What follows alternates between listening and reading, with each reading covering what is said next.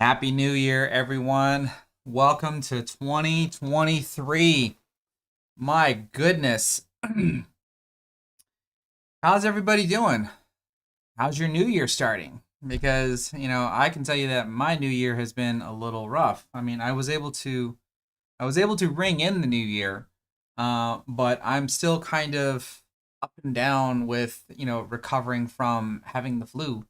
That I caught from going to Vegas to see the Mosconi Cup. Now, before I go too far into this stream, can everybody hear me okay? I've been trying to make sure that my microphone settings are in a good spot, to where I don't have to really elevate my voice all that much. And I have been trying to add some new stuff to the streams, both in my garage and here, excuse me, and here in my office. So, for example, let me set the mood for you. Alexa, turn off the office. Okay.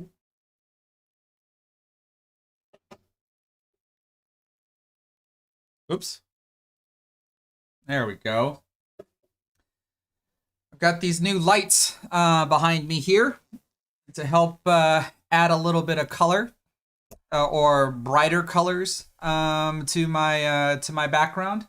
I can make these lights change colors and all kinds of different stuff, but I wasn't exactly sure if I wanted to do that for tonight.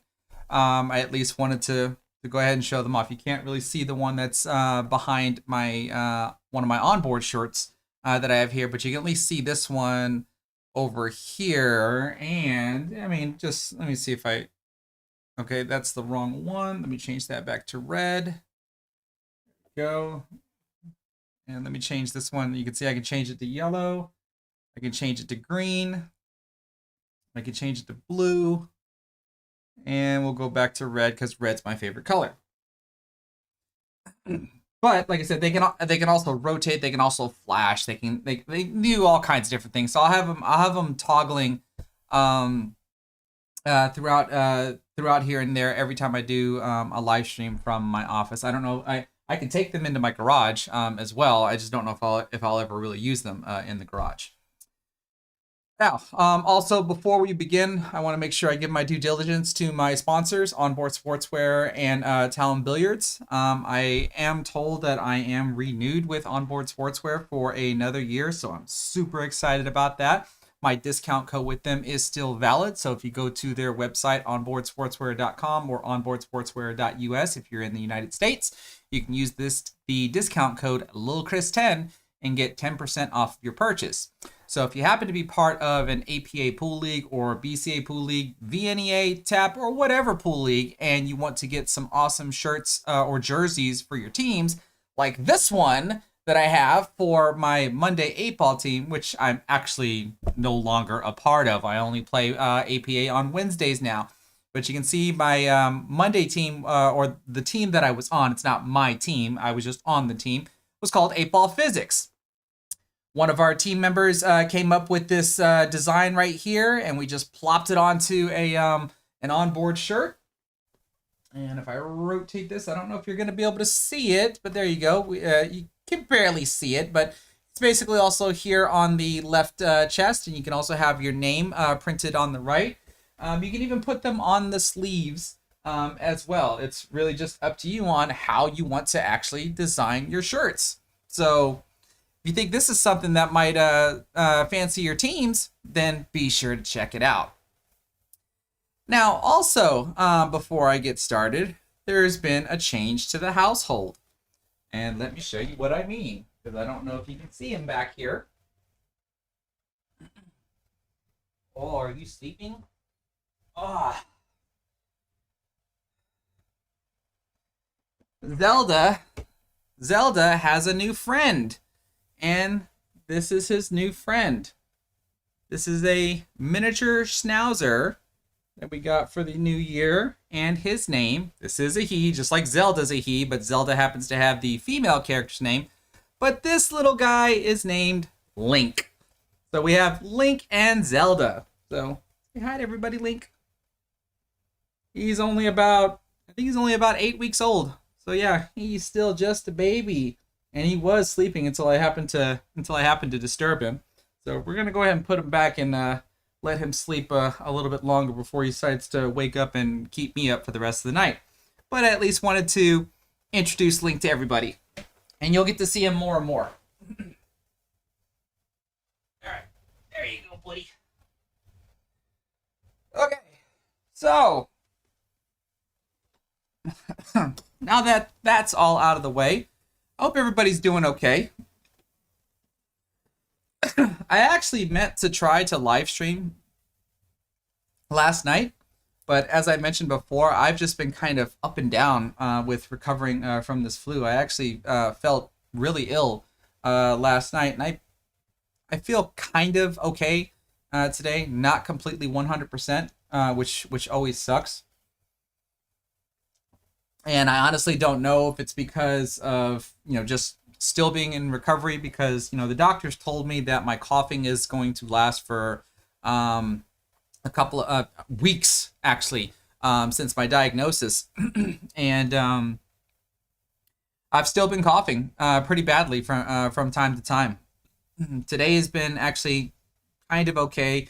And since I wasn't able to live stream last night, I certainly wanted to at least give it a try tonight. So if you do hear any coughing from me tonight, I do apologize up front. I will be chewing on cough drops throughout the entire stream, just to try to mitigate the cough as much as possible. Now, couple of other things that I want to try to point out. I don't know if y'all saw in the chat, but I do have it's another moderator, but it's really a bot, and I have to give the bot moderator privileges in order for it to actually function. And so I want to see if this works here. I'm going to type a command in the chat that hopefully does what it's supposed to do, and that is this. And hopefully the bot is going to answer back. Yes, the bot is going to answer back where you can find my stuff, I think. That doesn't look right. Yep, that didn't look right at all. Let's see here. Oh, I guess I still got some stuff to learn.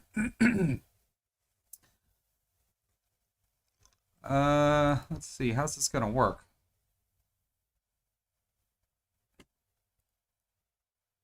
Not gonna spend too much time trying to figure this out,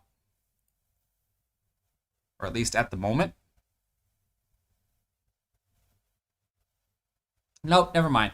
We'll at least leave it at that. But I do know this. You saw earlier that a lot of times what people tend to ask me is like, what's my skill level? What's my Fargo rate? What's my APA skill level and stuff? And so if you type in skill level or exclamation point skill level, I'll have to figure out what the rest of this. You can see that the bot automatically answers you that my Fargo rate is a 632. And APA 8 ball, I am a 7, and an APA 9 ball, I am a 9.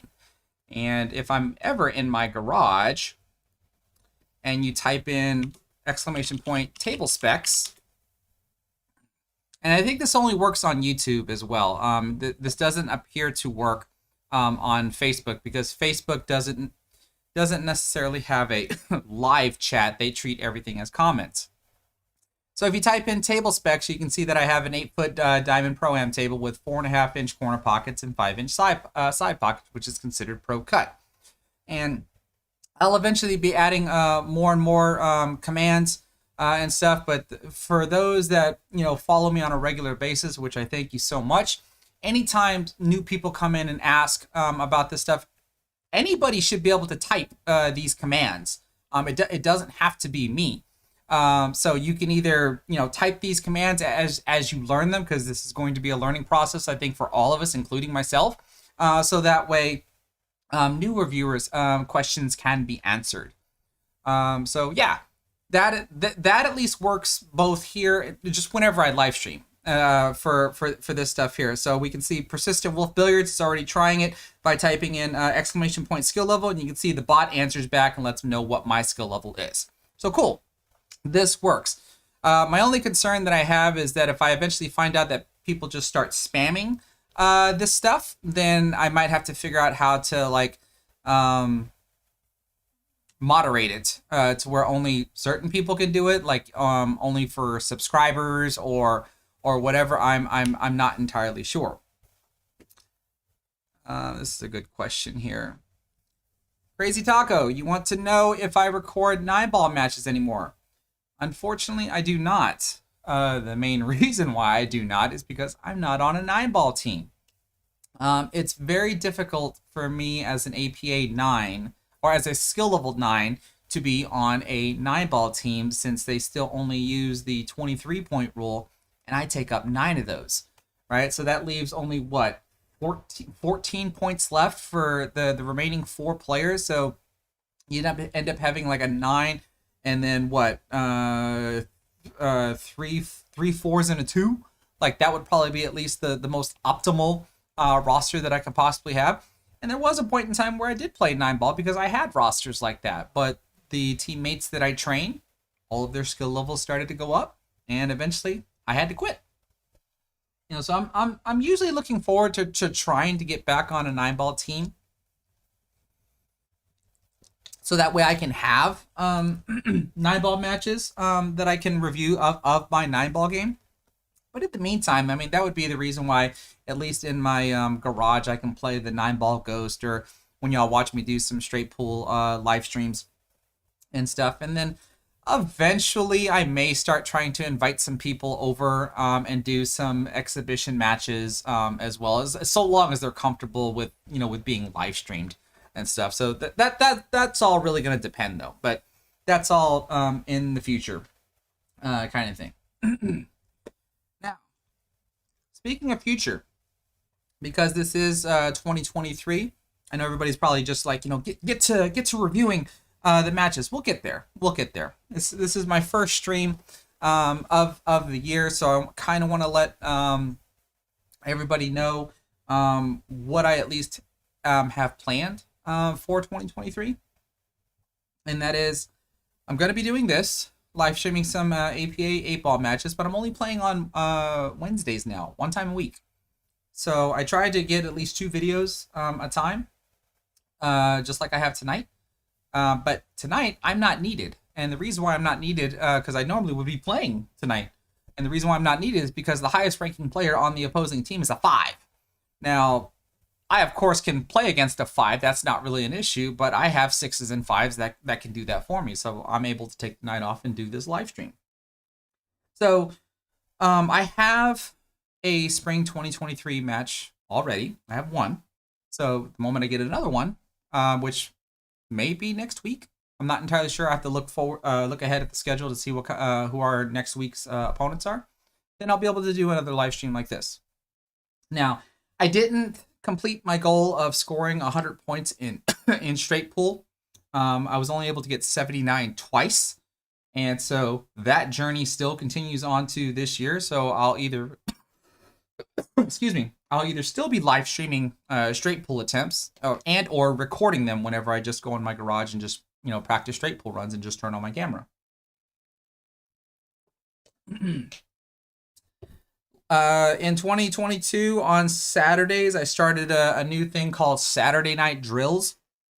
And that was for me to actually start making myself do drills to try to get better, except I live stream doing drills. And I realized what I thought I was going to do with that is I thought I was going to live stream a drill, and if I do it successfully, then I might clip that portion of the live stream and just post it as a video. Well, I decided not to do that. I decided that if I do a drill and I like the drill enough, then I'm actually going to do a recorded version of the drill, so that way I can kind of clean up the audio. I'll put on my headset microphone so my vocals are a lot more crisp rather than being so echoey when I'm out at the table. And so that way I can, you know, do a good breakdown of the drill as recorded content. So you can kind of think of the Saturday night drills as a dress rehearsal. It's like, you know, a live stream practice of me doing a drill before I eventually try to turn it into a recorded video. And then, of course, I've still got some, some lesson videos in mind, much like how this should hopefully be some sort of lesson video as well. As well as I'm going to attempt to start organizing some virtual high run straight pull matches between two players across the United States or across the world if I can figure out how to manage time zones. I've been working on some programs that are going to help me keep score between two players. I'm starting to learn more and more about Restream and how I can have guests on my platform and still be able to stream. So I'm still working out all the kinks, but I hopefully will get that started sometime this year. I'm kind of looking forward to that as I'm pretty much in love with straight pull, having played it for a year, and I also hate the crap out of the game as well. It's a great game to practice, but man, is it frustrating! It is just super frustrating to play, especially when I'm just struggling to put together some good runs or some good scores. But to me, this is the way I like to put it. Like if I manage to put up a 28, which is 2 racks, that's 28 balls in a row that I haven't missed, and because there's no what I call a reset. And as soon as I finish explaining this, you'll understand what I mean by a reset. I think it's more impressive to do a 28 ball run in straight pull than it is to break and run 3 racks of 9 ball. And what I mean by the reset is because when you're done with a 9 ball rack, what do? You reset the rack, right? So that way you can just do a re-break and then try to run out again. Well, in straight pull, there is no resetting. You have to find your break ball or manufacture a break ball and then continue to run. And that's just kind of the way that I look at it. People can have difference of opinions, and that's perfectly fine. But that's what allows me to appreciate straight pull more and more as my high runs become more consistent, and then of course get higher and higher. So yeah, I think that's pretty much going to be it, at least for 2023. Like I said, more lesson videos as I can think of them. You'll start seeing some drill videos that I think will benefit everybody. I'm not going to be coming up with like ridiculous drills that I don't even think like an APA skill level 5 could not complete. Kind of thing. I want to make sure that the drills are very beneficial for all skill levels combined. I don't know how high on the skill level ladder I would eventually want to climb, but we'll see as time goes by. And then of course look forward to more live streams. So yeah, I think that's pretty much it as far as announcements and whatnot. So I guess without further ado, let's go ahead and look at the first match.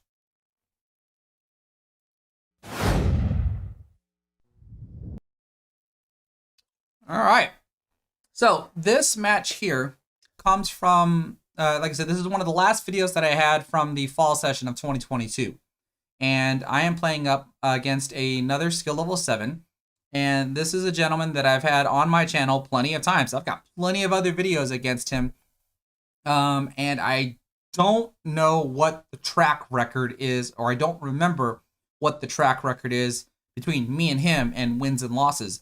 I have some recorded matches of ours where he has beaten me, and I have other matches where I have beaten him. I don't know if we're tied or if I'm up 3-2 or if he's up 3-2, because we're always kind of, teeter-tottering back and forth on this one. So this is going to be a good match to watch, or at least I hope it's going to be a good match to watch. I'm not going to be entirely sure if I can remember everything that happened during this match. But what I can say is that I will try to commentate what my thoughts are, and then of course try to break down the rack a little bit so this kind of becomes a little education. I'll try to get the chat involved with this stuff as well, and then try to commentate on what I think my opponent might be doing. So first, let's start with the lag and see who's going to break first. And I can already tell I'm going to lose. I think I hit mine way too hard. Okay, so something semi-new I'm going to do here, and that is I'm going to put an asterisk by my opponent's name so that way we know that he breaks first. So let's speed this video up and get to the break. All All right, and it looks like he's going to be doing the second ball or second row break. This is kind of favored to knock in the 8-ball on the break. And I saw that a striped dropped, and with a stripe being down in APA, you play what you make unless you make one of each. The layout of stripes looks really, really good. It looks like he might have made the 10-ball on the break. All right, so he's going to start with the 9-ball. 9's going to go into the side pocket. Like he just rolls that one in. No real big issues there. Can't really tell what ball this is. This might be the 12-ball. And that's the ball that he's going to go for.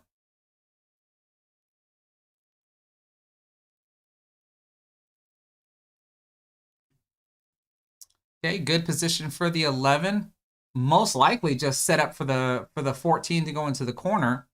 8-ball looks like it's at least blocked by my 7-ball, so I would have to guess that the 8-ball is going to go down here or here in this corner pocket. But the rest of the out would probably be 11, 14. Oh, never mind. I didn't even see the 13-ball. Never mind. I would still have to think, though, like the 8-ball's got to go down here unless he figures out a way to move my 7. Okay, stop shot on the 11. He's at automatic position for the 14 ball. Looks like he's got a bit of an angle here to where he can stun out towards the middle of the table for position on the 15 or the 13. I can't tell how much of my 3 might be blocking. So he might be able to shoot at either one. But if I had to guess, he's going to want to shoot at the 15 ball and then try to billiard into my 3 ball. That way he can have a shot at the 13. Oh, but the cue ball goes through through my 3 ball. He still has a shot at the 13, though. This actually looks okay. This might be a break and run.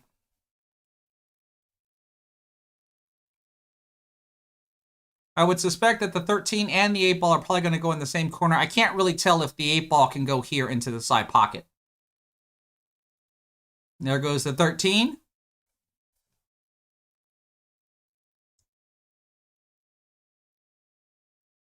Now, normally in APA, you're supposed to, in APA 8-ball, you're supposed to mark the pocket. I'm pretty sure I told him it was okay to just call it. Except since the camera's so zoomed in on the table, looks like he was going for the 8 here into the corner, but he undercuts the ball and catches the side rail. So now I get to come up to the table. So now, here's where we can try to be a little educational, especially in situations like this, because I always like to say that when stuff like this happens, especially when you look at lower skill level players that get into this situation where you might see a 3 or a 4 or even a 5 sometimes run out like this, not always in one inning, but it could be spanned across 2 or 3 innings to where your team member looks like this and the opponent is on the 8-ball. Well, I always like to say, technically speaking, whoever got in this position, whoever's on the 8-ball should lose. Should. Doesn't mean they always will, but they should lose. And that is if you just follow one simple principle. Don't try to shoot shot for shot with your opponent. Don't try to outshoot your opponent. Just try to outsmart your opponent. So if you know that you can't run the table, well, then you certainly should be picking a spot on the table where you're going to place some sort of defensive shot and then try to execute your defensive shot. Now, I said should lose because if you fail to execute your defensive shot, well, you can certainly give your opponent the opportunity to win. But if you manage to do everything correctly, whether you're running out or whether you're running out to a point where you can play a safety, you should be able to steal the win. Should be able to. Now, I come to the table and I happen to look at this and think, I should be able to run out. My only issue is the 5-ball. I got to be able to get to the 5-ball. Now, the question is, do I want to bank the 5-ball into the cross-side pocket? Less than likely. Because especially if I'm banking the 5 ball, I'm more than likely going to sell out the 8 ball. But when I look at this 7 ball, I could play the 7 ball here into this corner pocket, hold the cue ball somewhere in this area here, and give me a chance to shoot the 5 ball down into this corner pocket. Then the whole table is solved for me at that point. And if I can do that successfully, then I might be able to run out. So that's what I think of when I come to the table. Is one, can I run the table by solving the table? And if I can't, then where am I going to place some sort of safety? And in this instance here, I am going to be trying to go for the out. Or at least if I remember correctly, I'm going to try to go for the out. You can see right here, I put my stick down right over here because this is my issue. This is my concern right here. This is why you're going to see me walk around the table and try to figure everything out and then start trying to put together a package. Now, I'm more than likely going to start with the 3 ball. I can cut the 3 into the side pocket and have my cue ball just drift down table for a position on the 2.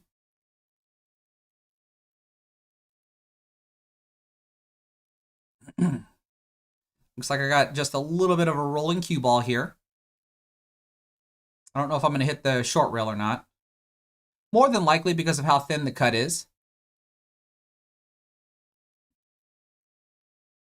Now, I probably just didn't get position for the 2 because, like I said, with the 7, I went straight to the 7. So forget the 2.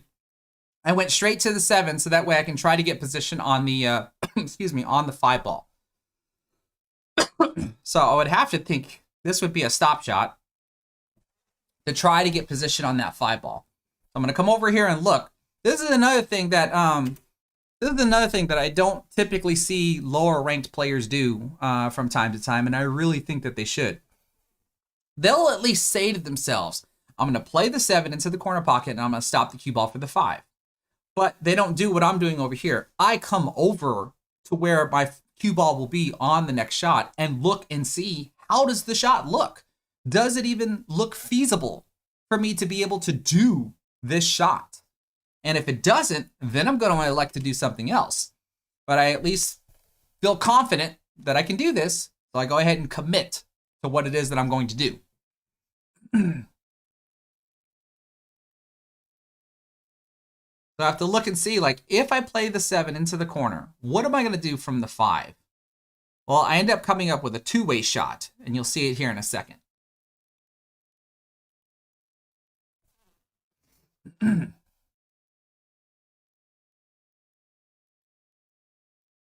All right, here we go. So I'm committed.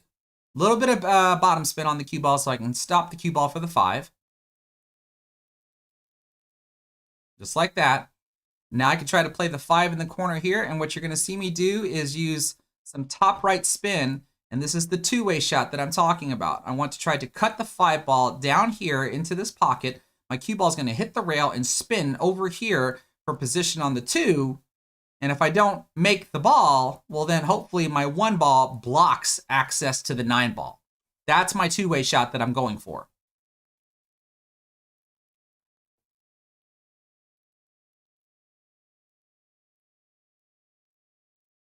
Yeah, I end up undercutting the 5 ball, but look where my cue ball lands. Right in line with the 1-8. So now my opponent can't see the 8 ball. He's going to call the 8 ball anyway. Let's see, what are we doing here? Are we doing a curve shot or a jump shot? Looks like he might have tried to hop over my 1 ball on that one there, but fails to make the 8 ball. So now I come back to the table. So now here, we're back in the same exact mode that I was in. And am I missing a ball? I am. This ball's gone. Forgot I made the 7. So now we're back to doing the same decision.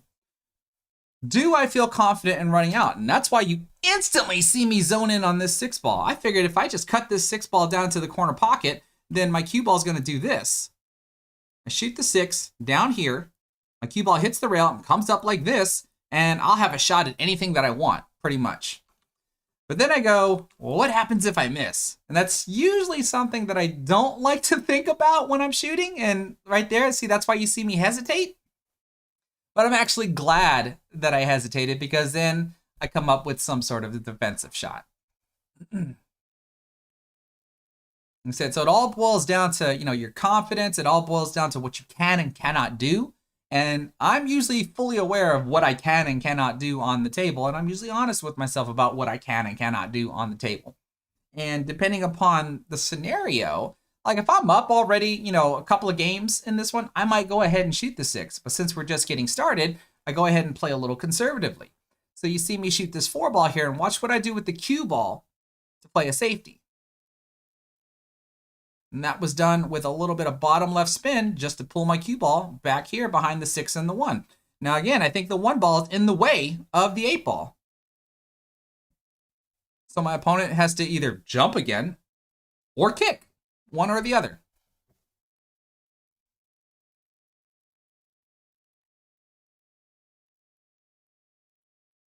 Now I'd more than likely would bet that he would want to kick. And what do we see that's available, though? Could he kick the 8 ball here into the side pocket, coming this way? Do we think this is a possibility? Maybe. It's a low % shot, but I mean, it is a possibility. I think my only concern with doing that kind of a kick is watching the cue ball do this and scratch, which I'm not going to mind because that would be a win for me. But you see, he does call it into the side pocket. Let's see if he kicks this in.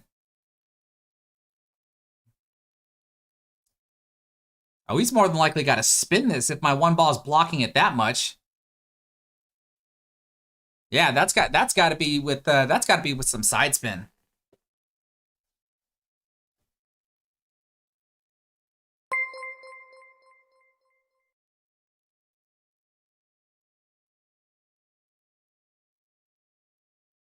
Kicks it full into the 8, but it doesn't look like anything hits a rail, so I have cue ball in hand. So the benefits of hitting a safety. So now, when you reach this situation, how many of y'all, regardless of your skill level, I've asked this of my teammates, when do you come to the table and go, I'm about to win? Like, I'm going to run the table. When does that ever occur for y'all? And let's just say, like, I don't need an answer of, like, when you're shooting at the 8 ball and the 8 ball is stuck in is sitting in a pocket, right? That's a pretty obvious answer. But how many of y'all would be able to come to this layout right here and go, I'm going to run this out? Because if you do, then how are you going to run it out? Are you capable of coming up with a 6 ball run out?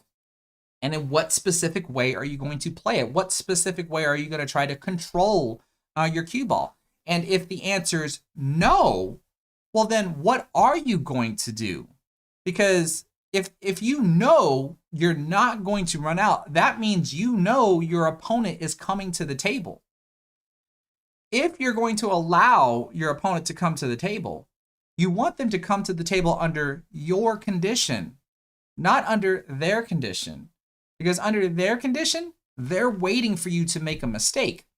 And they're waiting for you to make a mistake so badly that you give them a shot. Now, that's why I always say, don't try to outshoot your opponent, just outsmart your opponent. So that's where you have to be honest with yourself. Now, when I look at this here, the first thing I see is this.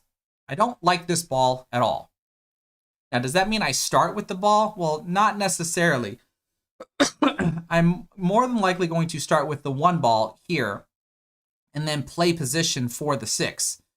And so I'd actually be curious in the chat, how would y'all run this out? Because the more I start to remember my run out pattern, the more I actually don't like it. And I actually see what I perceive to be a better run out option. But let's watch this option here as y'all tell me in the chat what other options or what other runouts y'all see or possibilities that y'all see, and let's see what happens. And then, of course, we'll talk about it. Because this is what I'm doing. I am sitting here breaking down the entire rack. I'm trying to figure out where all 6 of my shots are going to be and how I'm going to shoot them.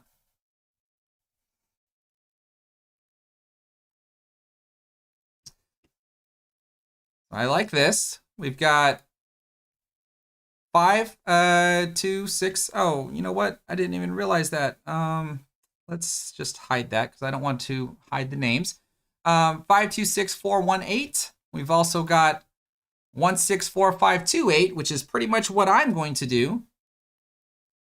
And then we've got 6, 4, 1, 2, 5, 8. I like all of these options. But so far I'm not seeing the option that I thought of. You see how I went from the 1 to the 6, and from the 6 I just use a little bit of backspin to get position on the 4. So you can imagine from the 4, I'm just gonna follow forward slightly for the 5. All right, so like this is an out that works. Stun shot or stop shot here for the 2. It looks like I punched it off the rail so I can get a little bit more of an angle, and then a little bit of running top spin on the 2 to come 2 rails around so I can shoot the 8 ball into the same corner. Now, do y'all see where things really could have gone wrong with that 2 to the 8?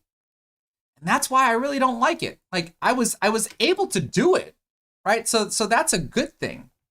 Now, just a second, because I do want to try something here. I'm going to turn this back on. We're going to see some on-the-fly editing, because I did not realize this blocks part of the chat. And we're going to stick this right here, next to my head. There we go. Yeah, we're gonna leave that right there. Now, I particularly didn't like the out because of how things could have broken down from the 2. Like the worst case scenario is that I would have shot the 2, you know, and maybe I would have stopped like right here, and then I'm forced to bank or I'm forced to cut it into the side pocket. Like that's probably the worst thing that can happen, because otherwise if I hit it too hard, which I'm usually not expected to do, hit it too hard, and I would just roll past, you know, as I cross the shot line of the 8 ball to go into the corner pocket and end up having to possibly shoot the 8 ball down here. That's the worst thing that I see at that. So I ended up seeing something slightly different now that I look at this. And that was to do this. Instead of starting with the 1 ball, I would have started probably with the 5 ball. And here's what I would have done. Place the cue ball somewhere right around here so I can have an angle, shoot the 5 into the corner, come off the rail just like I did, and then play the 2 ball into the corner and still do the same 2 rail route, except the 2 rail route is to get position on the 6. What do I do from the 6? Well, I just play a stop shot into the corner. And then guess what I do from here? Roll the 4 into the side pocket. My cue ball basically lands right here, and then just roll or play a stop shot, and then look, and then my 8 goes right here. This is probably what I should have done, but I didn't think about it at the time. And it looks like Billy Jack, he came up with it. This is pretty much what I saw at the very last, well, like right now, as I'm sitting there looking at it, that this was probably the better way to try to run the rack. The better way, because it, where does this run break down? It might break down again between the 2 to the 6. That's where it might break down. I might I might, you know, what actually, where can it go wrong? If I'm here, where can it go? How can it go wrong going from the 2 to the 6? Even if I come off the rail just a little bit, you know what I mean? Like I'm just not entirely sure. Not entirely sure. So Steve Johnston, you're saying stop shot on the 2 to take the 8 in the side? Yes, if I would have gotten flat on the 2. I didn't. I was a little flat on the 5, and I tried to punch the 5 in and get the cue ball off the rail, and couldn't really take that option. I had a cut angle. So if I was flat on the 2, certainly playing a stop shot on the 2 ball and having my cue ball somewhere right here to play the 8 in the side was certainly an option. It just wasn't an option that I had at the time. Now, so I hope that makes sense. This is what I love about, excuse me, reviewing my own videos, because I get to see the different types of options that I could have done.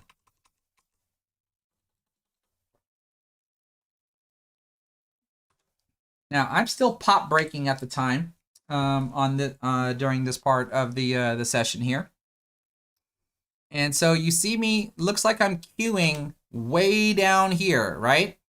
But at the last second, I'm going to drop my elbow and then follow through, which my target is to still hit the cue ball like somewhere right around here, but you're gonna see my tip like come up. Like you see my tip down here? Well, then you're gonna see it like come up like this when I actually follow through the cue ball to try to create that hop.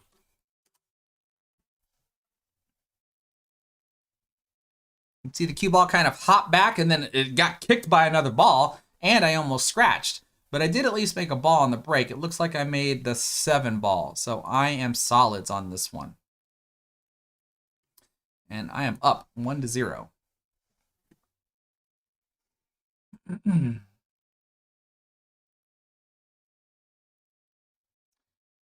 Let's see here. So now all I'm doing is just rinse and repeating, you know, the principle that I talked about. Can I run this out? Well, when we look and see where my cue ball is at, the first thing is that I can't shoot the 3 ball, or I can't shoot the 6 ball because this ball's in the way. I can't shoot the 2 ball because these 2 balls are in the way, and I most likely can't shoot this ball. That only leaves this guy right here, the 4 ball. I can see the 4 ball, and if I cut the 4 ball in, I can see that my cue ball goes like this. And so if I get my cue ball to land anywhere near the middle of the table, then I'll figure out what I can do after that. And I just realized that I have to fix something. So give me just a second. Some more on-the-fly editing here.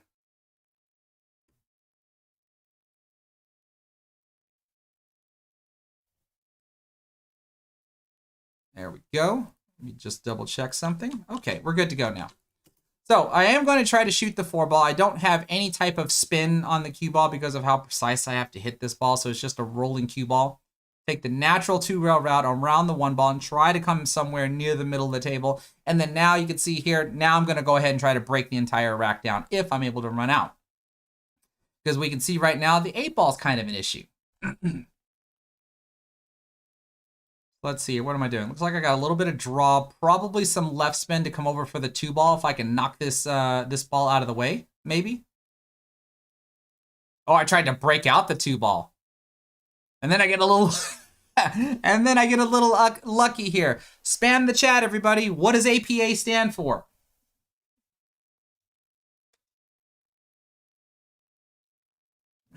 Lady Luck graces me with her presence. Not only because I made the 2 ball, but I also have a shot at the 1 ball.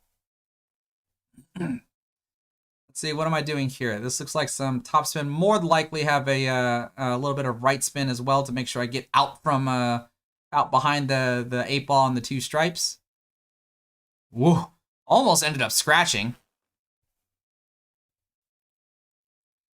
And now it looks like I only have a shot at the 6 ball. So more than likely, that means I'm going to shoot the 6, or try to shoot the 6 into the corner, pull the cue ball over here, and then try to pull it back towards the middle of the table. This is most likely with some bottom right spin.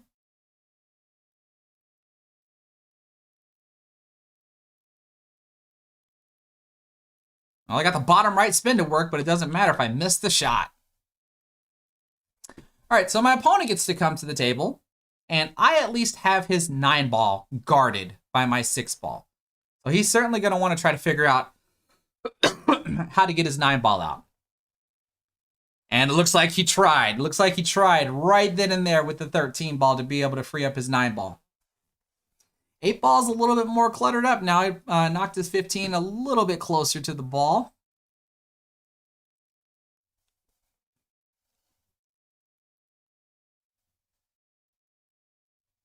Let's see here. More than likely going to shoot the 12, maybe?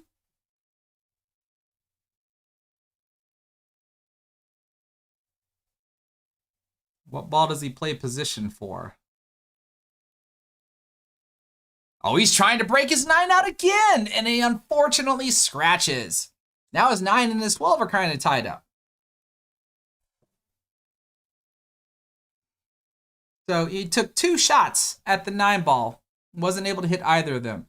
So there it looks like I was looking to see if the 8 ball can actually be made. I mean, even though the camera angle makes it look like I can't, so I'm certain that I probably can't.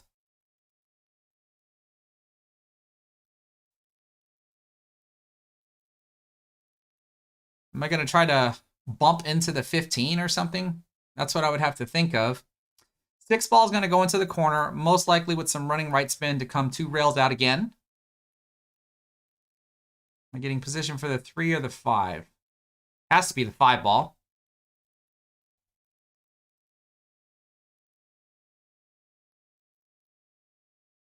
Oh, and see, what did I say? Right? How many times do we see players do this? Right? I know I'm going to shoot the 5-ball next. And the reason why I know I'm going to shoot the 5-ball next is because I'm over here looking at what my next shot on the 3 is going to be. How many of y'all actually do that? And if you don't, this is certainly something you might want to consider. Because now I know that if I get this angle here for this 3-ball, basically like this, if I'm shooting the 3-ball like this, then I at least have the chance of doing this and possibly breaking out the 8-ball and then being able to shoot it. If you don't have this as part of your game, which means walking over to where you think the cue ball is going to be and actually look at your next shot, this is something you definitely might want to start adding to your pre-shot routine. It's something you don't always have to do. You don't have to do it on every single solitary shot. When it comes to a critical moment like this, it might be a good idea to look and see what your next shot might be to judge how difficult the next shot after that might be.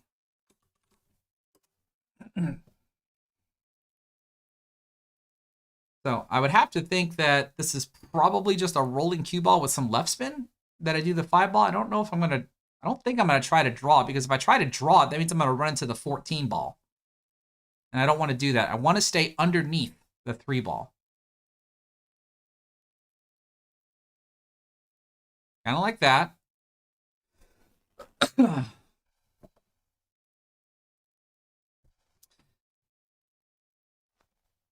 Mikey, you're wanting to know why I missed the 1-ball and continue to shoot. This is APA, and in APA, this, which is the American Pool Player Association, this is more for amateur pool players.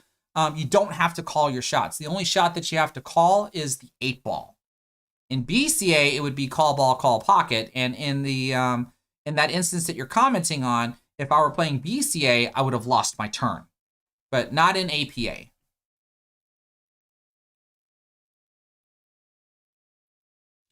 Now, what am I doing? Am I too flat on this ball that now I can't billiard into the 8? What am I doing? I can't even tell what I'm doing anymore.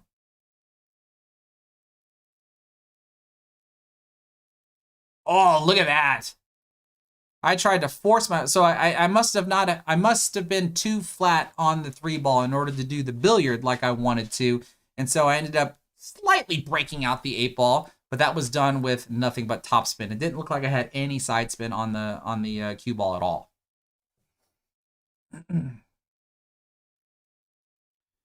Now, what would y'all do here?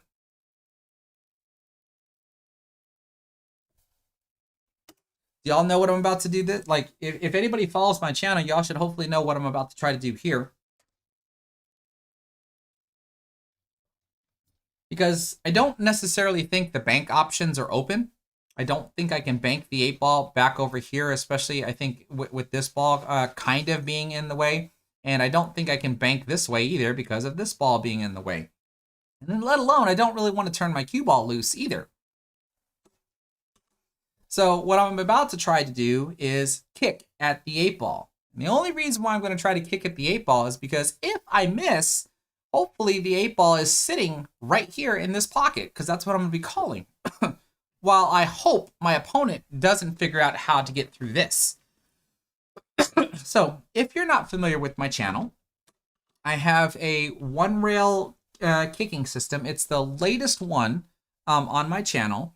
And Tony Robles was the one that taught this to me when he was here at my house helping me with my straight pool game. And so what I'm doing right now is imagining where I want my cue ball to be when I hit the 8, basically the ghost ball. And from the ghost ball position, I'm drawing a line straight to the straight to the rail that I'm going to kick.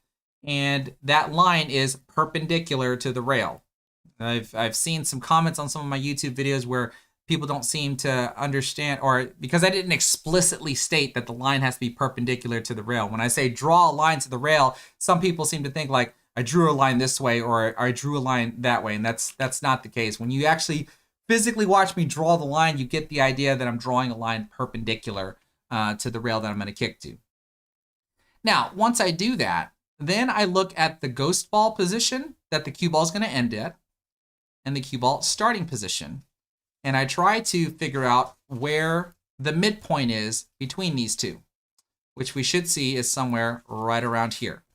So if I identify that, then you see me pivot the butt of my cue over to that midpoint while I leave the tip of my cue there. Now this isn't going to be drawn to scale because we are looking at this from a different camera angle. So now you have a line that looks kind of like this. And all I'm going to try to do is parallel shift that line over to the cue ball, which should hopefully look something like this. And that parallel shift, especially with my cue being down, is going to show me whether or not if I can safely kick without any side spin. Because I want to make sure that these balls are not in the way. So when I parallel shift that line over the cue ball, like so, and like I said, this isn't drawn to scale because of where the camera's at. Well, then you can see like, well, my cue goes perfectly through these 3 balls here. So I'm not worried about hitting any of those, and I don't have to use any side spin. I could just use a rolling cue ball. So you're going to see me call the corner pocket. And I'm just going to try to gently kick into it because I want to leave my cue ball up here as well. So it allows me to keep the most control. This option, in my opinion, allowed me to keep the most control on my cue ball.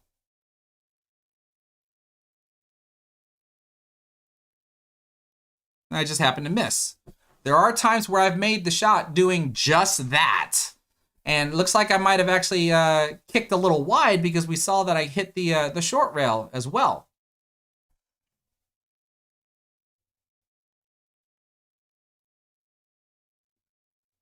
Now, I get a little fortunate with the miss there, but I also get unfortunate of me having to bridge over these 2 stripes.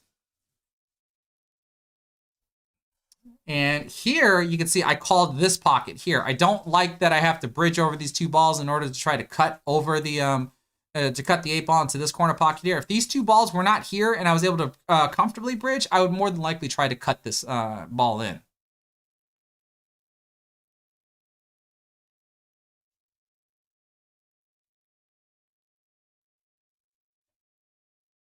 And you can see I hit that bank horribly. Double kissed it all. But I'm still kind of okay in this position here, right? My opponent's got this cluster here. He can at least shoot these 2 balls over here. And then my opponent's got this cluster here that he can probably play a combo. So I'm feeling pretty good being in this position. Let's see what my opponent does. Shoots the 15 ball into the side pocket. More than likely will cut the 10. And one thing I know about my opponent here is that he hardly ever plays safe either. He's usually kind of a run kind of player. Because I see a safety with the 10 ball. I would shoot the 10 ball, hold the cue ball behind the 11, and just bank the 10 ball away. But I think he's going to cut it in. He cuts it in. Here you can play the 14 ball and break these 2 open. Hopefully has the 11 ball as a backup shot. But I also see another safety that he can do. He can just roll up onto the 14 and use these 2 balls here as blockers.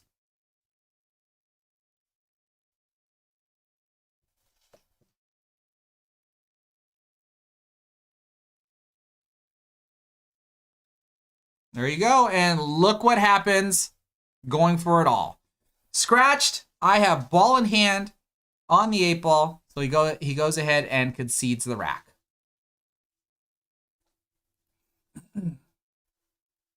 So again, it's just one of those situations to where like, should he have elected to play safe? And you don't necessarily have to say that, well, look at the outcome. Because of the outcome, he should have. He was obviously confident that he can do the run out if he was able to get the breakout the way that he wanted. So I always like to tell my players, as long as you know what all your options are, if you're fully confident in doing the option that you choose to do, well, I'm not going to be the one to stop you. Go ahead and do it. But if you end up failing, especially after multiple failed attempts, then at some point in time, you might want to start being a little bit more conservative with the way that you play. So a lot of times I do allow my players to make mistakes on their own so they can learn their own lesson to start playing a little bit more safeties from time to time. Now that one there, it looks like I made 2 balls on the break. I think I saw the 5 ball fall, and it looks like the 13 ball might have fell. So we actually have an open table here since I at least dropped 1 of each. And it looks like I like solids though. So let's see here. We're going to start with the 2 ball. Like I have some top spin. Can't really tell if I had any side spin or not, but we can see I got position for the 4. More than likely just play a stop shot for the 3. You can see I came over here and looked at the shot to see what the shot would look like at the 3. So more than likely a stop shot. There we go. Probably another stop shot on the 3 so I can get position on the 1.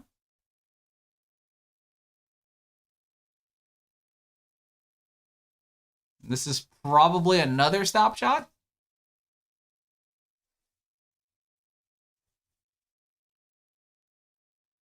And this is, if I remember correctly, yeah, I should have looked at this one a little bit more. This is more of a stunning shot. And here's where my mistake happens, catching that 11 ball. If we go back and look at this, this is what I was wanting to happen. I wanted to shoot the 7 into the corner pocket. And this is where I should have looked at the previous shot first. But I'm going to go more on what I wanted to happen here. What was supposed to happen was me not touch the 11, and my cue ball would come out like this for a position on the 6 ball to go into the corner, the same corner pocket, roll to the short rail, and come back out for either the 8 in the side or the 8 in the corner. That's what I wanted to happen with the 7 ball. But of course I messed up and I hit the 11. Now, do I fix the 7 ball shot? Well, not necessarily. I could actually fix this shot. And instead of stopping the cue ball, I actually could have tried to just gently draw back a little bit so I'm on this side of the shot line of the 7. So that way when I stun off the 7, I stun this way and land in position that I want for the 6. So there's 2 ways for me to actually fix the mistake that actually occurred. Fix how I hit the 7 ball or fix how I got position on the 7 ball.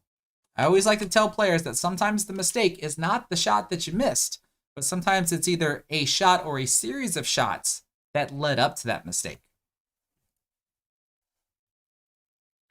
Let's jump ahead. Now, I still have a shot at the 6, but what I'm looking at is when I turn my cue ball loose, because this is a thin cut shot on the 6. Watch what happens. I'm more like right up here.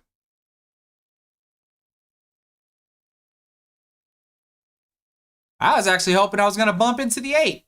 Now look at the position that I'm in. This is a break and run. I'm on the verge of a break and run. Calling this pocket right here from way downtown. If I remember correctly, you're going to see me shoot this with some bottom right, and I'm using this 14 ball as insurance to not scratch. Watch what happens, though. This is cute.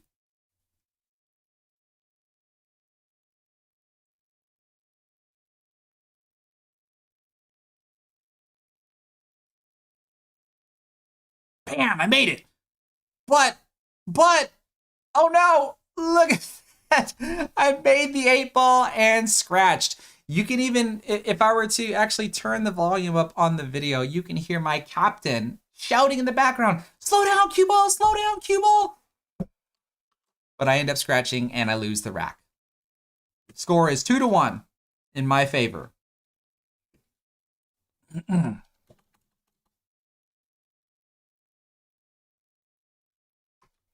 right, second ball break. Here we go. Look at that 8 ball. Look at that 8 ball. This is why people like to do the second ball break, especially in APA. Watch that 8 ball.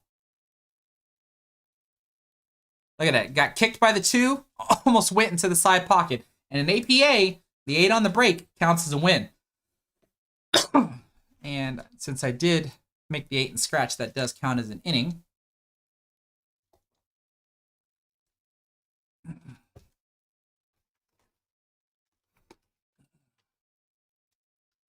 Let's see. So that was a dry break. It looks like I like stripes, as I'm going to try to cut the 15 into the corner pocket. Looks like I have some draw on the cue ball. Bumped into the 5 ball. And I'm in a pretty good position here. 9 ball's kind of funny. Maybe have to use the 11 to get to the 9. And see, and I think that's what I'm looking at. So do I go ahead and start creating a path that allows me to do that, like shooting this ball to get position on the 11 to get to the 9? A little bit of draw. Looks like I'm on position for the 11 ball. And so do I follow through and get position on the 9? Oh, but I wasn't supposed to bump into the 6. So you can see there, like I kind of throw my hands up in the air, like I did not get the position that I want. So now I got to decide, well, what am I going to do? Do I keep going for the run, or do I try to play safe?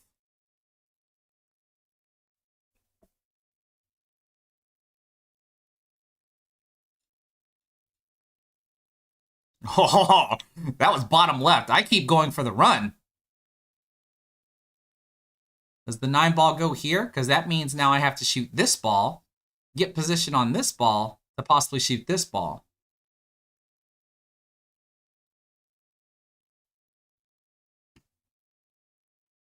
This is normally what you don't want to do to yourself, like I said, because if I make a mistake,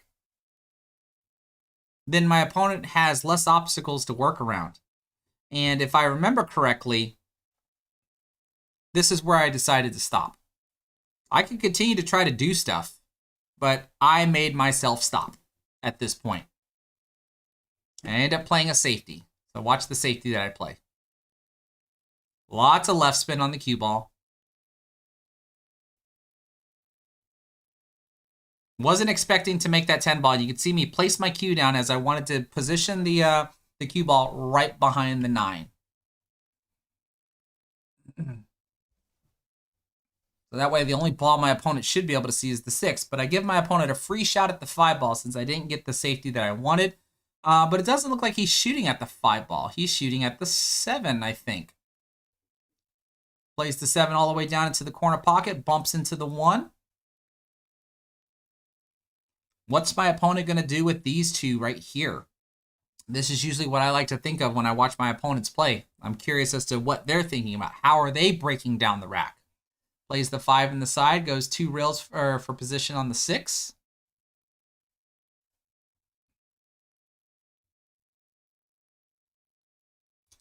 Might have to use 1 rail to get position on the 2, or actually he can't because I think my ball's in the way. So he heavily spins this ball. And I don't think he gets the position that he's wanting. So now what?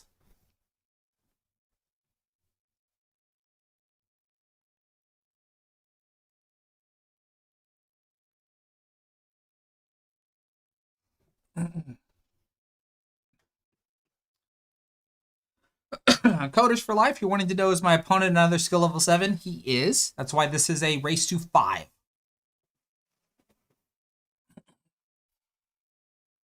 So now that he's in this position, now he's putting a little bit, he's trying to put in a little bit more thought as to what he's going to do.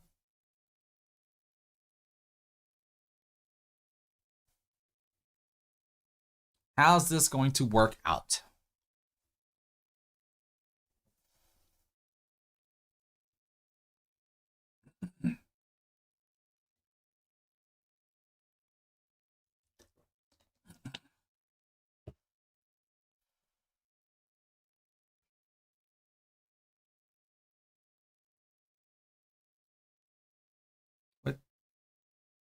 What is he trying to do?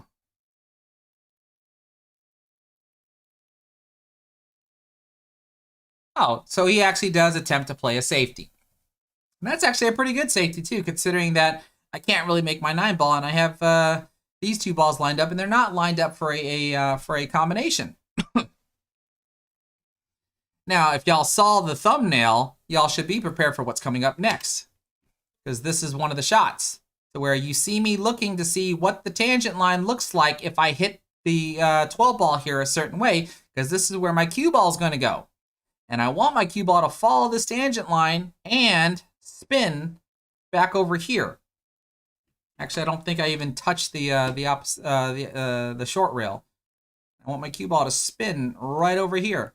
So you're going to see me play this cue ball, I think, with some bottom left.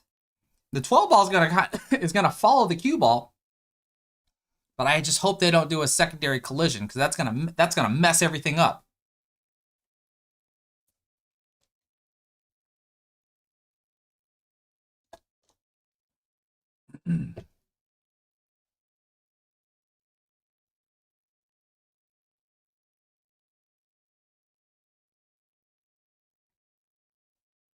Look at that. That's just so pretty. Doing something like that is just as difficult as playing a shot. Like everything has to go precisely as planned because clearly things could have gone horribly wrong. They could have gone horribly wrong. The cue ball could have went too far. It could have not gone far enough. And then there's these 4 balls that my opponent could have shot at. But this is what I was trying to do, and I executed it right on the spot.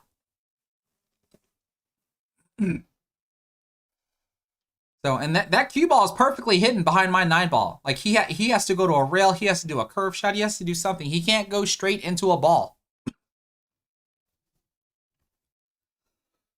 Excuse me. This is why having a good safety game is just as powerful as having a good shot-making game. Or having a strong defense is just as good as having a strong offense. My opponent was able to make a good kick on the 2 ball, so it's a legal hit. But now I've got an out. I've got the 12 ball out in the open. More than likely play from the 12 to the 9. And that means from the 10 ball, I have to move to get to the 8. So what am I going to do here? Am I going to play the 12 and bring my cue ball over here somewhere? Looks like I have a little bit of draw, probably to create a drag shot. I don't think I'm actually drawing the ball. Yeah, that's to create a drag shot, so that way by the time the cue ball gets there, it slides into the to the ball and comes over here for the other side on the 9 ball. Now remember, when I shoot this 9 ball, the last thing I want to do is be straight in with the 10 ball. I need to have some sort of an angle so that way I can play off of the side rail and get position on the 8 ball on either side of the 8 ball, all really depending upon what type of angle I end up getting. So this is more likely done with some left spin, so I can just try to, oh, never mind. It looks like I did a rolling left spin shot, and there's my angle. Now from here, like I said, I can play on either side, but I don't want to shoot the 8 ball past the side pocket, right? So I end up playing this with bottom right spin, so that way I can shoot the 8 ball into this corner pocket here.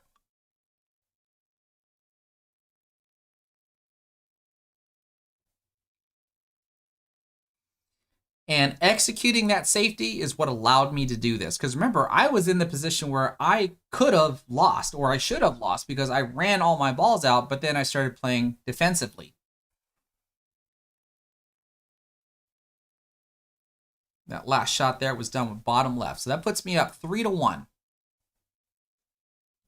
So I can't begin to stress how important it is for you to have a defensive game as well as an offensive game. I cannot stress that more than enough.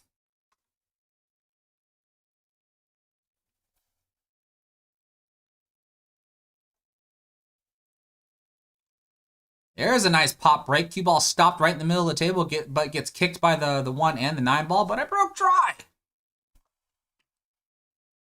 The one bad thing about breaking dry. John Holstrom, you're wanting to know if this is a J Flowers cue? It is not. It is my Predator Black 4-5. In these league matches here, this is where you see me use my Predator Black 4-5 as my playing cue, and I break with a BK rush, and then I have an air rush for jump shots, but you're not allowed to use a jump cue in APA. But when I go to tournaments and stuff, I use my air rush as a jump cue. You just reminded me of another command I can add to my bot, which is cues. You know, what cues do I shoot with? Uh-oh. Sounds like Link's getting a little feisty back there. Now, what did my opponent do? I think I could have sworn I just saw him shoot stripes. I don't see the 12 ball. Then he shoots the 9, bumps into my ball for position on the 14 in the side.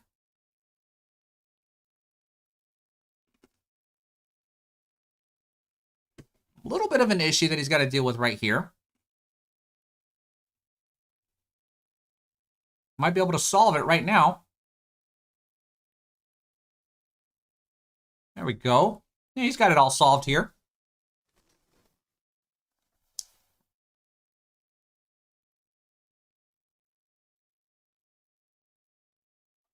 This looks good. Don't really see any issues here. You can just gently cut that into the side. Got position for the 11 ball. More than likely has to play the 8 ball here or the 8 ball here.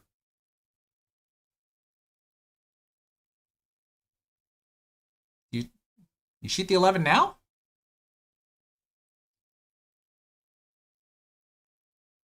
I would have thought that's pretty risky. Did he get it? That was, if he's got it, like, that was super risky.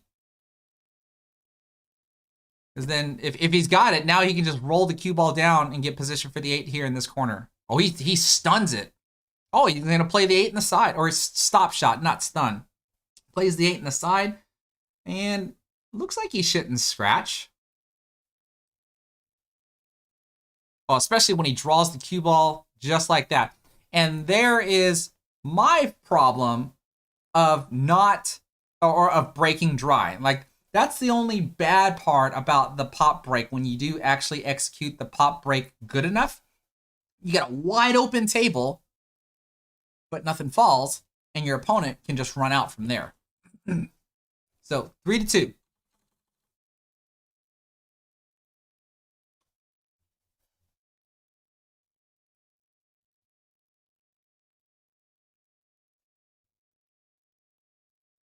That's a good second ball break there. What fell? 1, 2, 3, 4, 5, 6. I don't see the 7 ball. And then 9, 10, 11, 12. And I don't see the 9 ball either. So open table. And if I had to guess, solids is going to be the choice for my opponent. He does take solids, shooting the 1 ball first. This is a good opportunity to just kind of float the 5 ball in and bump into the 8 just to get it away from the 13 to set the rest of the table up. Kind of like that. Got a backup shot here on the 3 ball. So this is looking good for my opponent. Just has to keep a tight leash on that cue ball.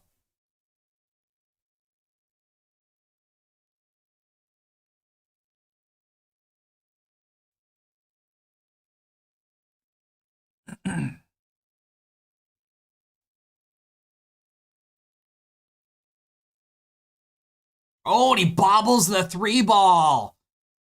Ooh, I get a second light here because that looked like that could have been another break and run. What the heck am I gonna do with this? Right, when you see me walk to the table and do that, that's exactly what goes through my head. I already identify my trouble spot, and I'm like, what am I gonna do?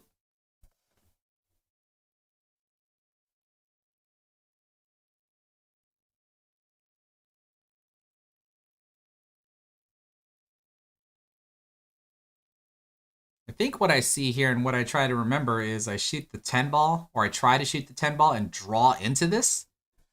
Probably with a boatload of bottom spin. Yeah, even jacked up over the 8 ball. Is that what I try to do here?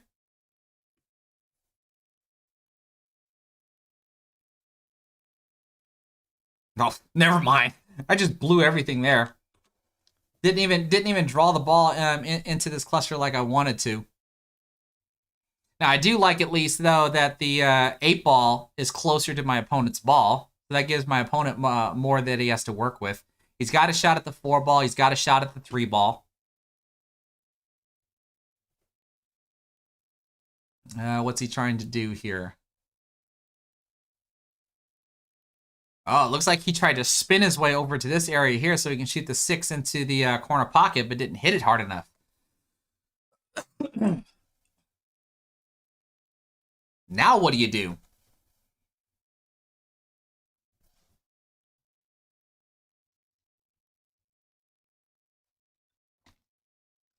Is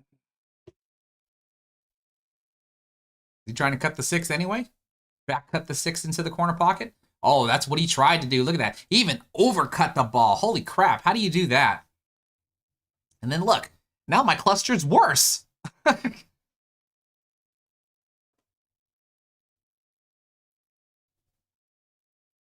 Also, again, I come to the table and go, well, I'm not running this out. It's too big of a risk if I try to run this out. So I got to go into conservative mode and start coming up with some safeties.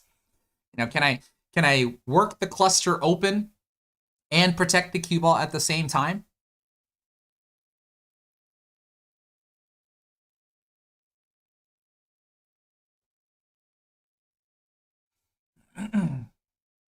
I have a shot at the 13 ball, but why play the 13 ball if I don't even know what I'm going to do with this stuff here? All right, so what do I got there? Looks like a rolling cue ball.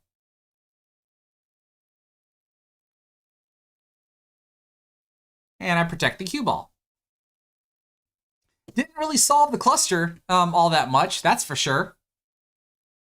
My opponent has a shot at this, or he can hit the 6. I do believe my 11 is at least blocking the cue ball from seeing the 2 and the 3. So the only ball my opponent can see is the 6.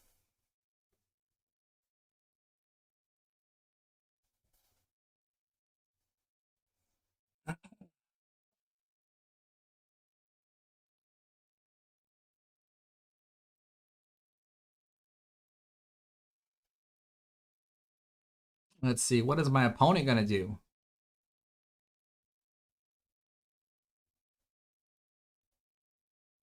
Where is my opponent? I'm going to fast forward here. There he is. Oh, so he can see the 3. I guess I didn't protect the cue ball.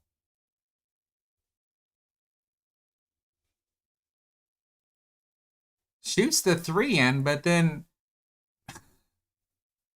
I don't know. I mean, the 6 can't go past the 8, so I don't know if he was trying to get position for the 2, or is he trying to get position on the 6 to shoot the 6 into this corner pocket and then spin out for the 2. So I'm not entirely sure about that decision there. My opponent plays the safety. I look at this and go, well, again, I'm not running this out. All I do is attempt to play another safety.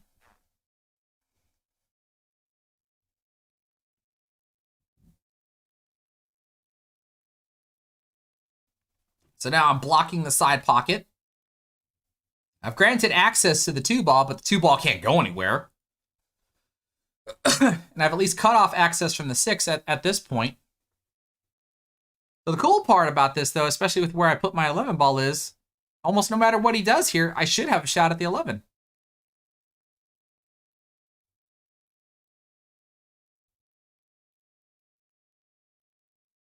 Looks like he tried to cross bank it over here to the opposite corner pocket. Now here's where things get a little lucky. I will admit on this one here, but now I've gone from conservative mode to I'm going to win mode. All right, so now things have to get going at this point here, and the only thing I see is this spot right here, and there's more than enough room for a ball to fit behind the 8 ball. So that's why you see me start with the ball in the side pocket there, and I play position for this combo.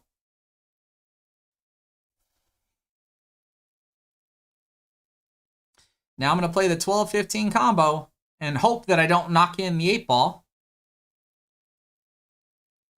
And the 15 ball luckily drops. I can certainly admit that. Because I clearly didn't want to even touch the 8 ball. I mean, there was more than enough room to just fit the ball in. All right, so from here, we just roll the 10 in.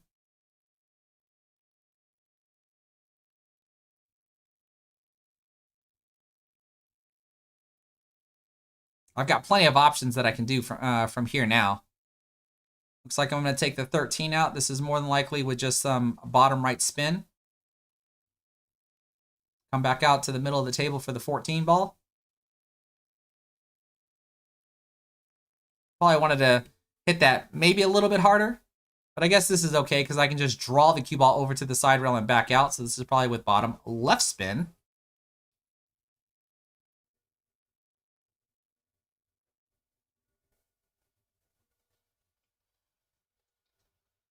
Just like that. Stun the cue ball off of the side rail, or roll the cue ball off of the side rail for the 8 in the corner. And that allows me to get on the hill.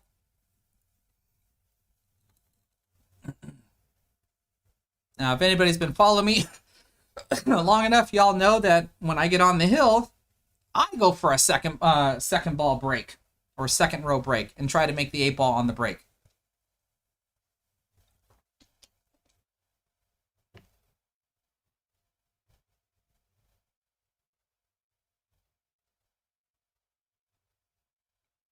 But I don't even do anything with that break. 8-ball barely even escapes the rack, and I end up breaking dry again.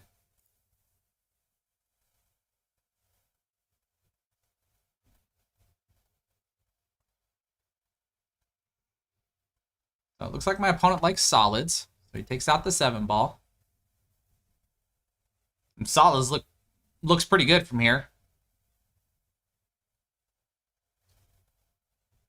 Okay, 6 down. We can see we got a 4-1 combination. 2-ball might be a little tricky. Looks like it can only go here, maybe. Or it can go down here after he gets the 5 out of the way. So looking at the 3 off my ball, he is. Bumps into his 5-ball. That was actually a really good shot.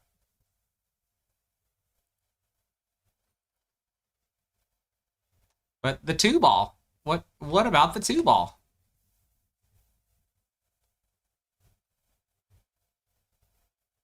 All right, this whole rack gets funny because of this 2-ball here. This probably should have been his priority ball. Like, he probably should have tried to figure out how to get this ball off the table as soon as possible.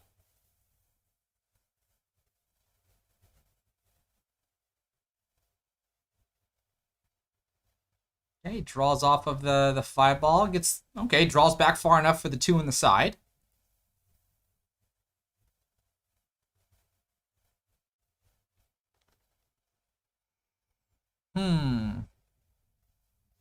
Where does the 8 go? I see 4 options for the 8 so far. Okay, plays a good shot on the 2. Is he gonna take away my dry break again?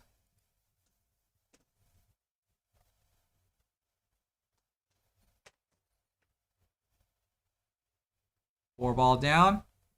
Ooh. I don't think that's where he wanted to be on the 8-ball. Well, it looks like the 8-ball has to go here. I don't see any reason why he would try to cut it to either of the side pockets. It's got to be coming down here.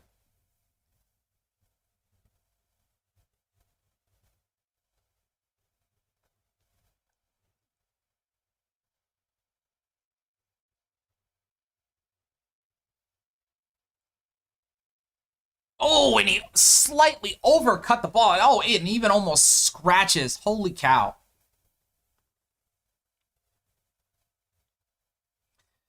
Well, what do y'all do from here when the 8-ball is sitting in a pocket for your opponent?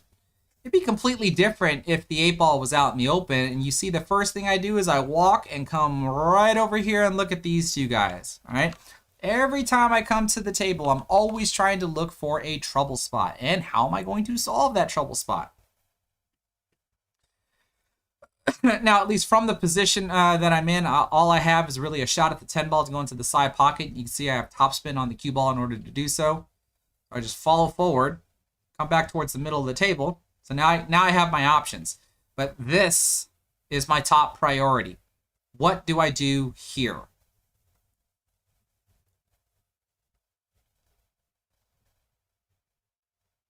What in the world do I do here?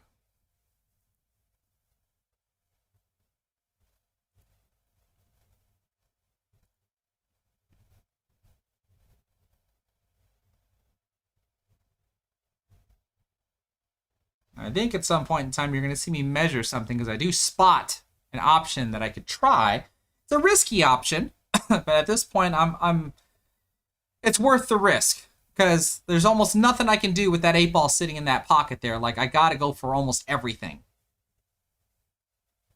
So right here, you see me look right here. That right there, that motion that you see me do, let me see if I can go back to it.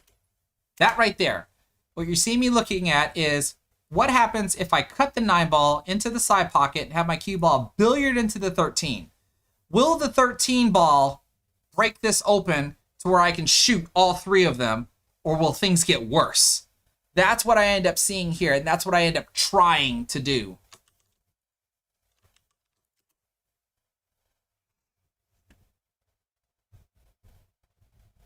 So I think I have to stun my cue ball a little bit.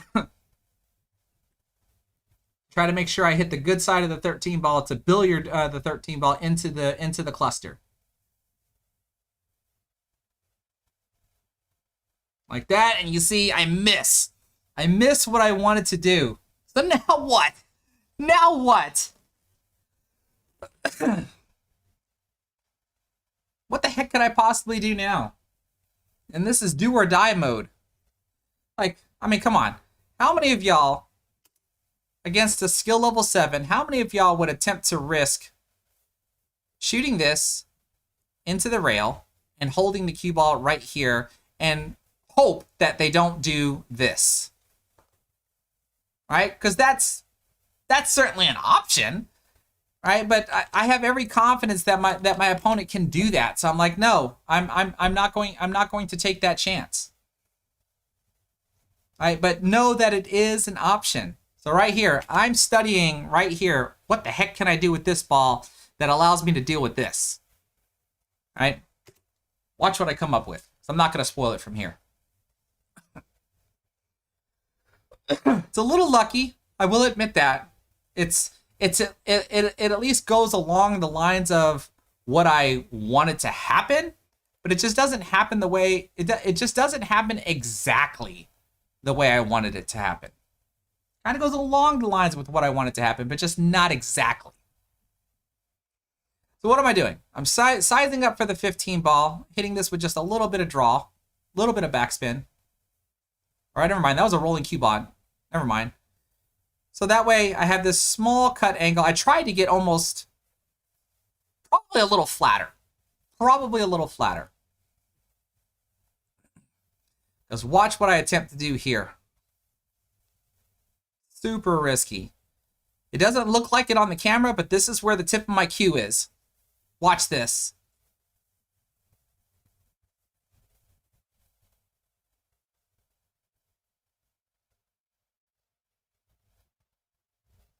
Do you see how much spin there was off of that side rail?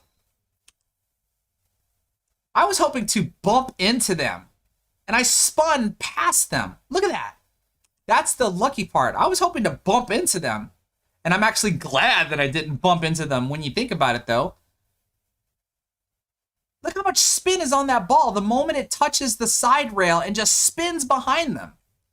That's the lucky part. I get the breakout. The breakout was the part that I wanted. It just didn't break out exactly the way that I wanted to, which is a little bit lucky. I can't admit that. Because then draw off the 14 ball. Give me position for this 12 ball. 1 rail position for the 11. Doesn't matter what I do with the 11. I have position for the 8. A little bit of top left spin here.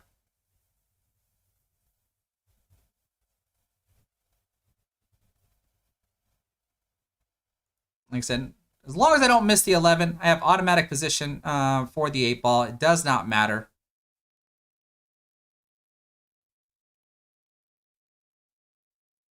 Eight in the corner pocket.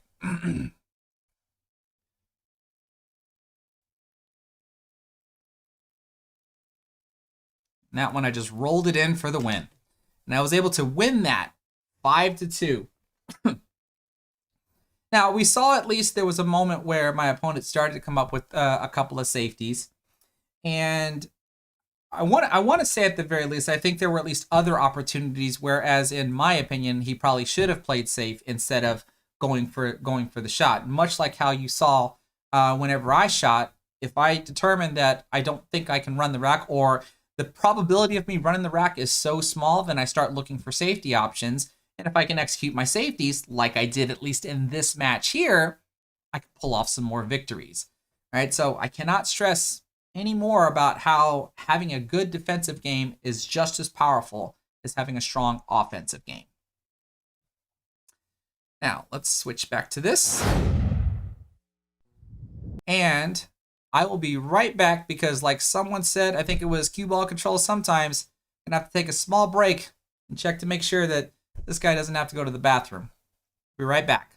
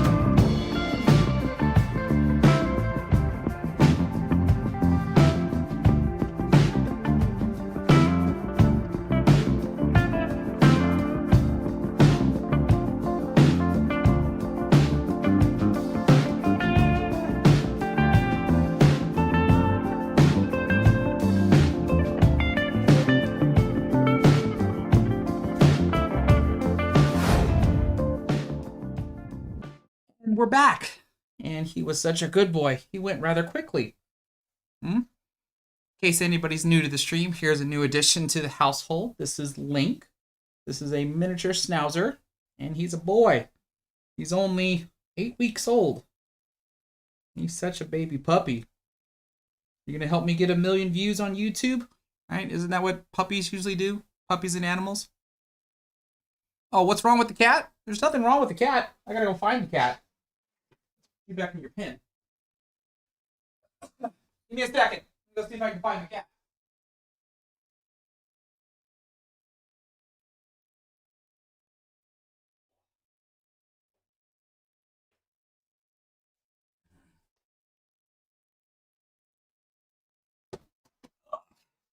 And see, it doesn't take very long.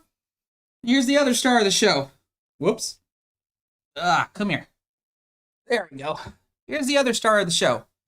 Here's Zelda, everybody. He seems to think he might have been replaced in the house, but it doesn't work that way. He was here first.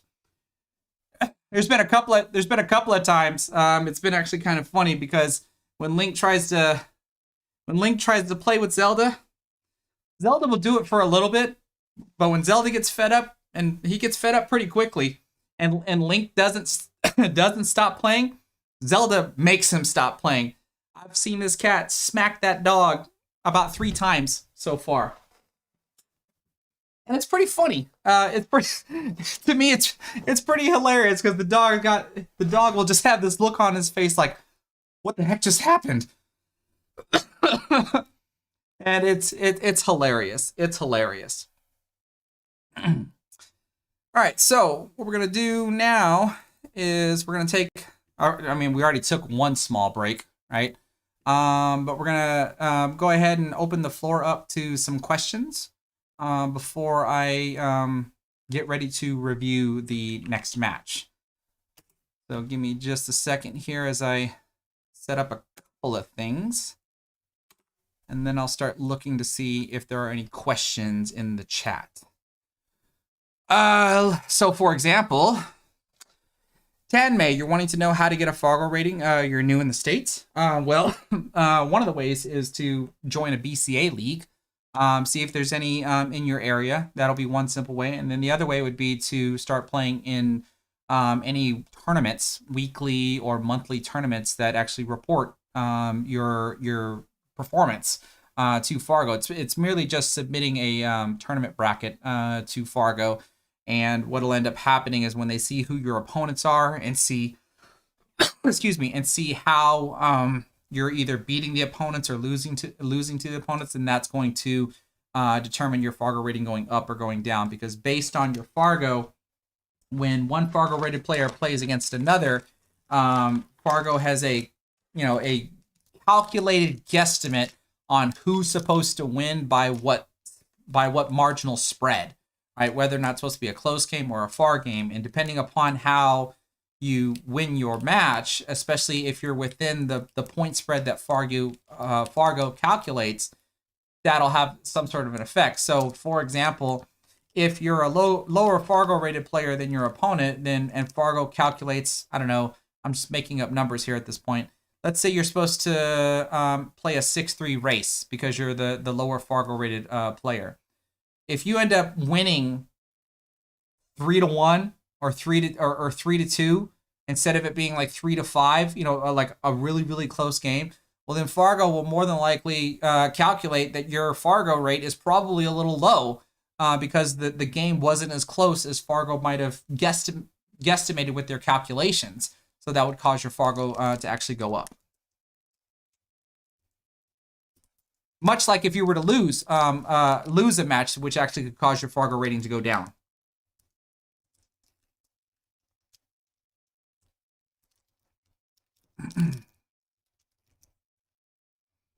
And yeah, here's a good suggestion. This is from Cue Ball Control sometimes. If you download the app called Solado, it's basically the social media for pool players, as I like to call it.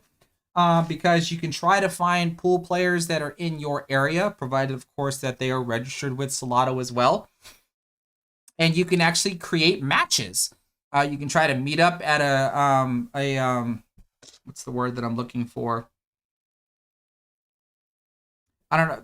There's a word that I'm looking for and I can't think of it. But you meet at a agreed upon pool hall and play some sort of race.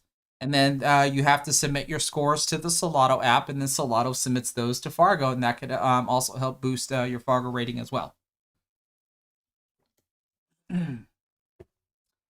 Okay, so one other thing that you should have seen, and that is I have a timer in my bot that I have here that tries to remind everybody every once in a while to give this stream a thumbs up, whether you're on Facebook or YouTube.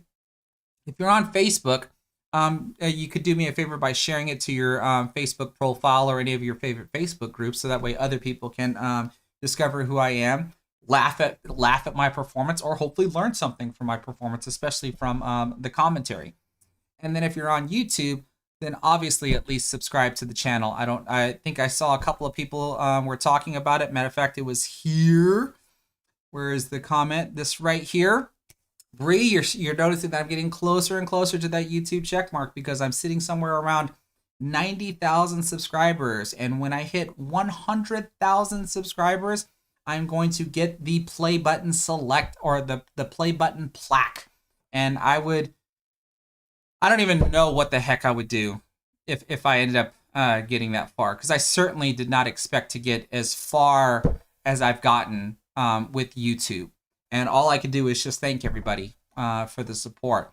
I would be planning on like some sort of big 100,000 subscriber giveaway / stream kind of thing. But I've got about 9,000 more subscribers to go before we get there. So I still have some work to put in. But If you're new to the stream, like I said, please give the stream a thumbs up, whether you're on Facebook or on YouTube. If the stream hasn't so much struck your fancy to be able to either follow me on my Facebook page or subscribe to my YouTube channel, then maybe at least check out some of the rest of my YouTube content. Because I have a bunch of other live streams.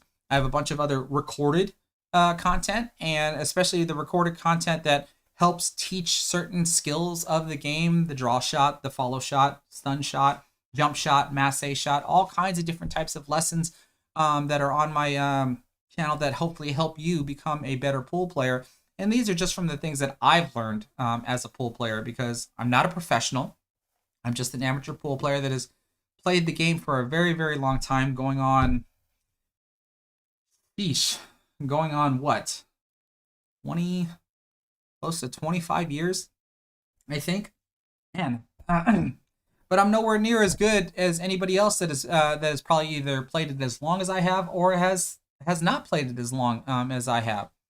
But a lot of my followers seem to agree that I have a very good knack at being able to teach the game. And so that's where a lot of my popularity has come from. So I can only go off of what they say there, and the plenty of other people that have messaged me or emailed me and thanked me for how much some of my videos have helped them out improve their game and stuff. So that's why I enjoy doing this stuff. So yeah, help me get there, folks. Help me get to 100,000 subscribers. Like the stream, subscribe to my YouTube channel, and or follow me on my Facebook page, Lil Chris Pool Player. One or the other.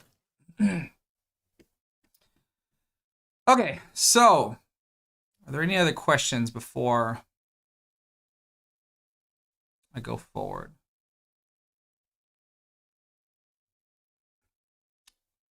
Just kind of looking through, it doesn't look like it.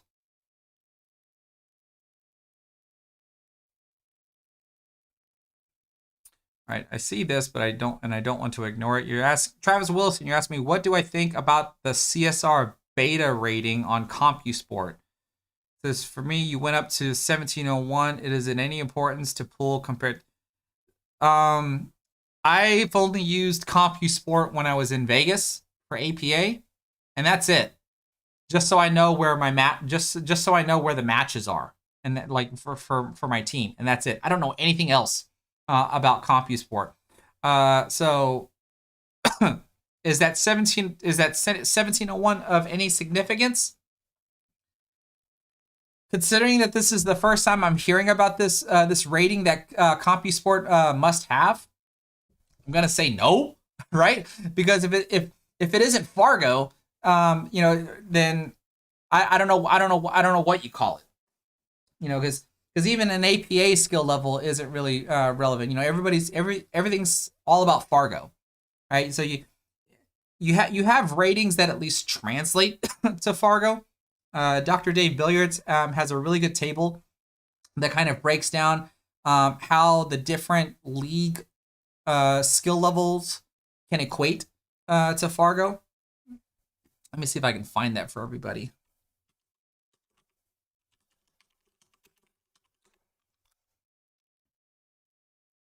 I think this is it. Yeah. So I'm going to put this in the chat for everybody for both Facebook and YouTube.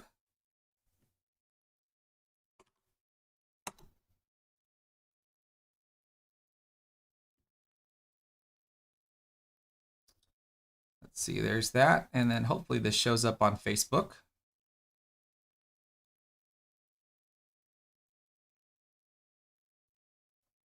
Waiting to see if it's going to show up on Facebook.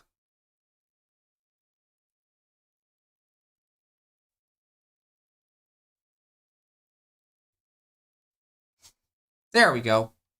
So the link that I just posted in the chat is the table that I was talking about that kind of breaks down the different types of leagues, skill levels, and how they equate to Fargo fairly accurately. Fairly accurately.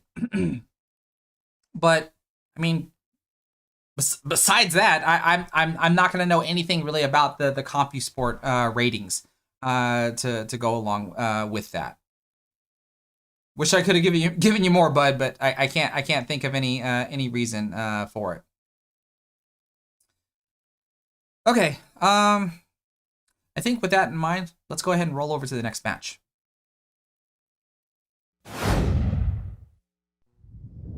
Here we are. Okay. Let's see here. I'm trying to think whether or not if I want to move that 8-ball again.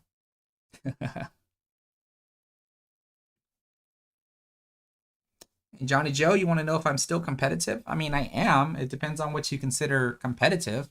First and foremost, pool is mainly mainly a hobby. I don't strive to be a professional pool player. I'm a professional software developer. That's what I do for my 9 to 5, and then I try to play as much pool as I possibly can. So I usually do a lot of live streams and recorded content in my garage because I do have a pool table, and then I do try to participate in tournaments. There's usually monthly tournaments that I try to go to in the neighboring cities that I here in Central Texas. And then every year I do try to play in the Texas State 9-ball Open that occurs around the Labor Day weekend. That's my one professional event that I try to play in at least every year. And last year I was one round away from making it into the final 16, which is probably the best I've ever done. Really, I went there with my buddy Jesse Martin, and he did cash. He did make it into the money where I fell short. But I do try to play competitively. That's about the extent of my competitiveness. I try to stay within like close to a 2-mile drive radius within my local area. If there's a tournament anywhere further than that, like I have to go with a group. If we're gonna go any further than that, and typically I would not want to be the one driving if we're driving more than 2 hours.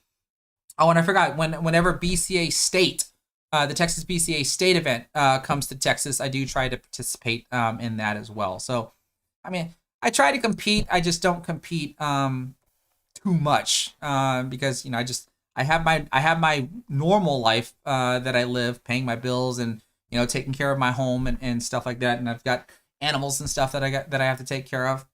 But I do try to get out there whenever I can. All right, let's see here. So you saw the title, or you saw the thumbnail. From decent play, which is what I thought I did in that last match, to what you're about to see now, in my opinion, mediocre play. It's almost like it's day and night. There's going to be some good shooting in my opinion, and there's just going to be like, what the heck happened kind of shooting in this matchup here. This match, I'm up against a skill level 6. At the time, I do believe my opponent now has gone up to a skill level 7. Since this match, or after this match, I don't know exactly when it happened, but at the time of this match, he was only a skill level 6. And I do believe now, currently, he is a skill level 7. So this is going to be a race to 5-4. I mean, my 5 to their 4. So we're going to watch this. I'm going to try to break it down just like I did in the first match. So sorry that the camera's kind of goofy here. I didn't realize that I didn't like level it like I normally try to do here. But we can still see the table just fine. So this will be okay. Let's see the lag. Last time I lagged too hard. And this time I lagged too soft. So clearly, if there's anything I need to work on in my game, it's how to lag.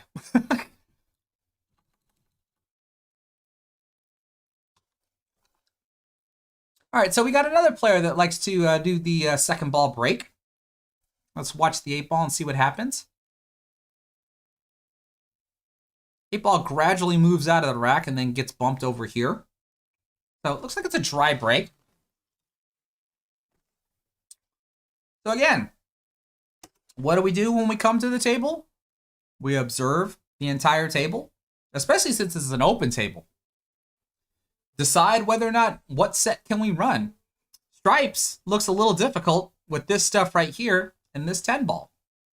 So just from that alone, I probably like solids better. When we look at solids, a little bit of an issue right here. Might be able to do a 1-4 combination Maybe. Let's see. I'm just looking to see like what would the starting ball be. Can't really tell if the 5 ball goes here into the side pocket. It looks like I might be able to see the 3 ball, but I'm not entirely sure. Let's see what I do.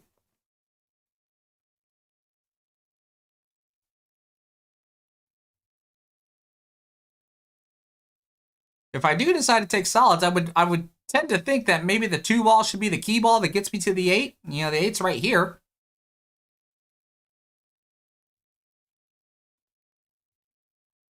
But hopefully you can see, like, I look at everything, but it looks like I do settle in on the 3 ball.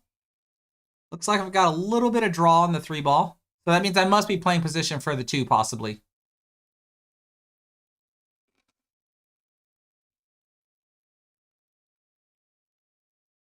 Or am I going to leave the 2 there because I want to use it as a key ball? Nope. Switch to left hand. Probably a little bit of rolling left spin. Bring the cue ball somewhere right around here. 2 rails out. Did I come far enough? I might be able to play the 4 ball now. Is that inside spin? That was inside spin. Holy cow. Look how much I broke the angle on this one. All right, we're shooting the 4 ball into this pocket. That means automatically the cue ball has to go this way. So you would tend to think that, you know, normally speaking, you'd want the cue ball to do this. But I broke the angle with inside spin and moved this a little bit. So I'm cutting to the right, so I'm spinning the cue ball to the right at the same time and broke the angle. Broke the 1 ball up, and now the 7 ball, I think the 7 ball goes here. I'm not entirely sure. So now we do this again where I'm going to be cutting to, this is my right, and that means the cue ball does go to the left this time, and I think I want it to go to the left this time so I can spin around. Kind of like this.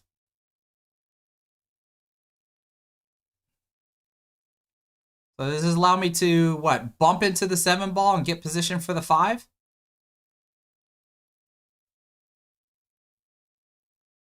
Probably just a rolling cue ball.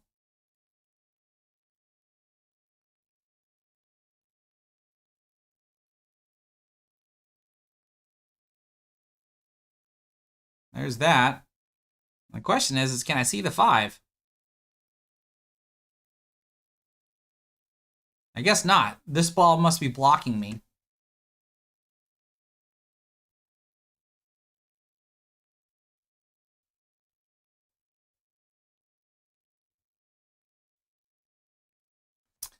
What in the world do I do here?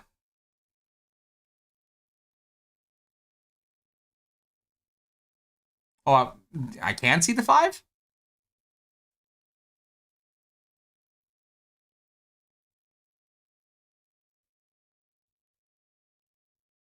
I guess I can't make up my mind.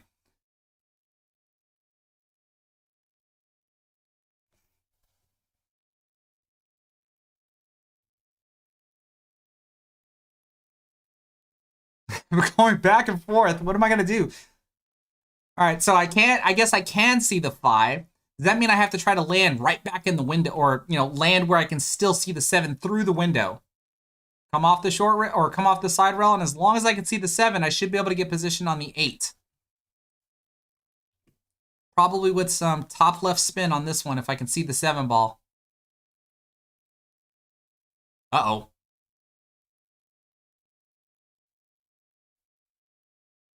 That was not top left spin. What was that?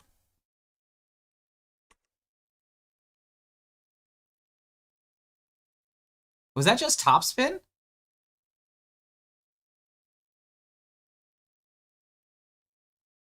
That had to have been just top spin. Left spin, I wouldn't want to come anywhere near these 3. I should just be able to be somewhere right around here. But I placed the marker down, so I guess I can see it. I would have thought maybe I was hooked by the 11 ball, but I guess not. So I was able to pull the out on that one there. Probably made that a lot harder than it should have been.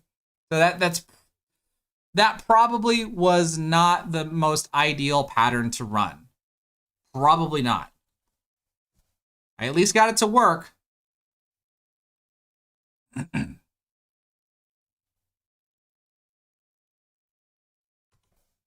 All right, let's see what I do here. A little bit of a pop there, but it still had some backspin as the cue ball's just dribbling its way back. But it doesn't look like I make anything.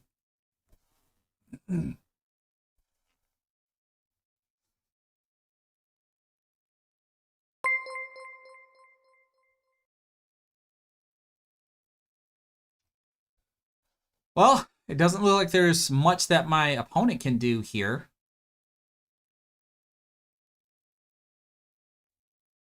He can see the two stripes that are in front of him, which is the 13 and 11. Looks like he could see the one ball, maybe.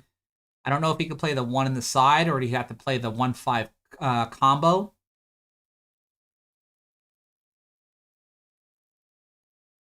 Shooting at the 11, though. What is he doing? Must have tried the 11-15 combo. I mean, that was certainly an option. Now we got a bit of a mess to work with here. Got a 9-11 cluster here. 2-14 cluster here. I have a long shot at the 7. Easy shot here on the 13. Got a 3-5 combo. I'm certainly not going to choose a combo when I've got two open balls to shoot at. The question is, am I going to choose solids or stripes?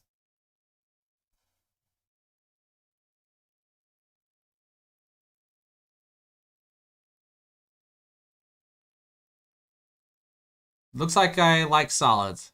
Or maybe not. I hesitated.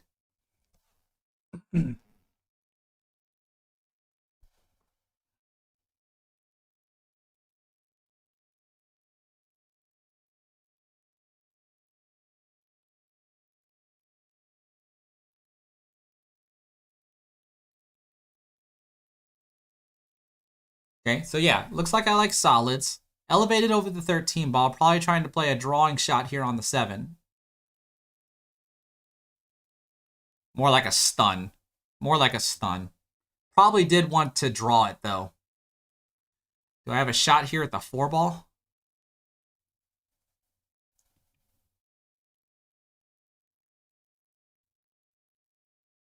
If I have a shot at the 4 ball, I have to be shooting this with some right spin. So I can try to 3-rail my way out of this corner, kind of like this. That worked out nicely. Looks like I have a shot at the 2.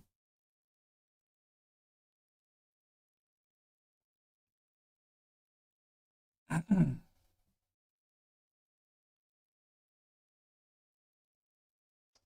I going to get position on the 3 next? Yeah, that looked like it was or actually that was a left spin shot, not a right spin shot. A little bit of running left on that one. So did I get position? It looks like I have position on the 3.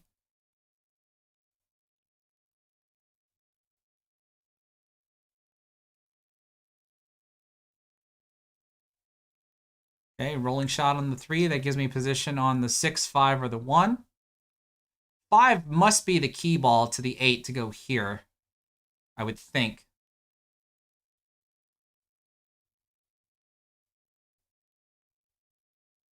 Oh, that was pretty.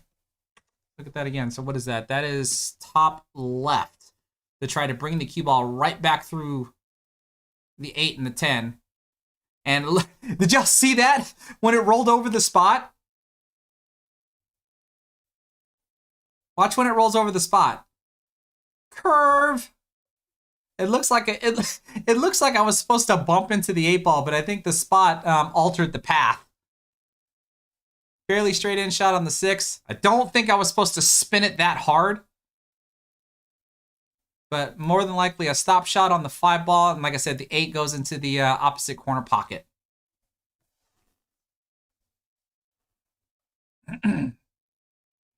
Yeah, even if the cue ball would have ran into the 8 ball, it doesn't change anything. It's just funny that the moment the cue ball touched the spot, it kind of just like arced a little bit to our left. And there we go. I'm up 2-0. Right, so things are looking good so far. right? But then watch how it like starts to break down here a little bit.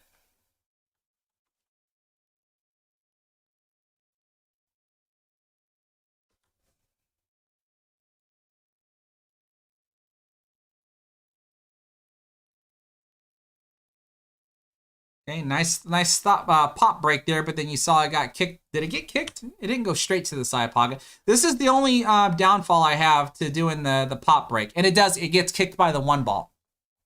Is scratching in the side pockets. So normally when I try to pop, I end up trying to pop the cue ball behind the side pockets, so that way I don't have to worry about scratching. Now I did at least make the one ball in the break, but since I scratched, it does not matter. My opponent has cue ball in hand in the kitchen, behind the head string. What do y'all think?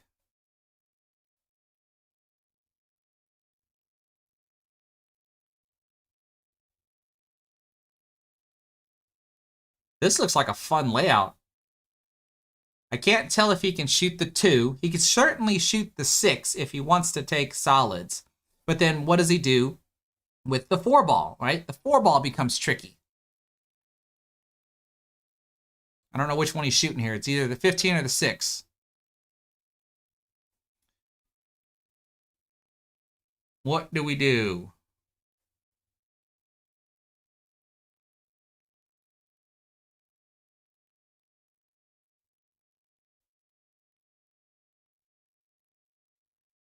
Okay, so he likes solids. Oh, if he would have just landed maybe an inch shorter, he might have had a shot at the 4 ball. I mean, he kind of does already. He kind of still at least has a shot on the 4 ball. It's just, can he spin through my wall of stripes here in order to get back down table?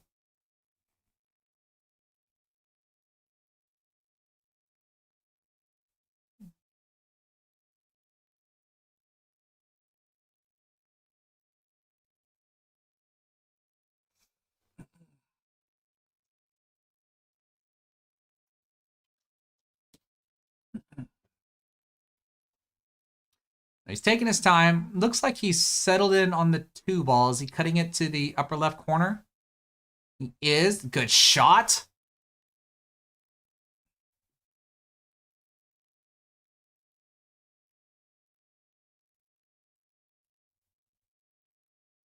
Automatic position for the 3. All the while, he needs to be thinking about what to do with the 4, because that's certainly what I would be thinking. Good shot on the 3. You see where this is where the run kind of breaks down. Like, if he's saving this 4 for last, he better get position on it. Excuse me.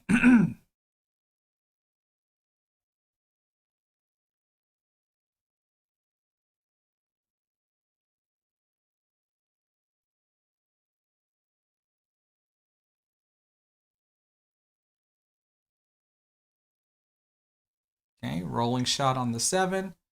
Good position on the 5. So is this the same thing, right? Where he's more than likely going to try to shoot the 5 in, roll the cue ball here, and needs to land, perfectly to where he can still cut the 4 in, and then possibly get shape on the 8. Oh, but how did he miss that? Was that an overcut or an undercut? Looks like he's got it too. Look at that. But was that an overcut or an undercut? It was an overcut, wasn't it? Because it bobbled the pocket. Yeah, he overcut it. He caught the short rail. And this looks like the angle that he wants.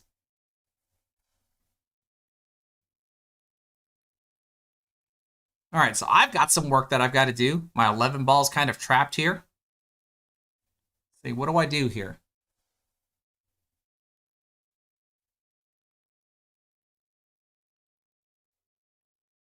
Now notice how I always do the same thing when I come to the table. I always walk around the table and I look around. I'm always looking at where all of my balls are at.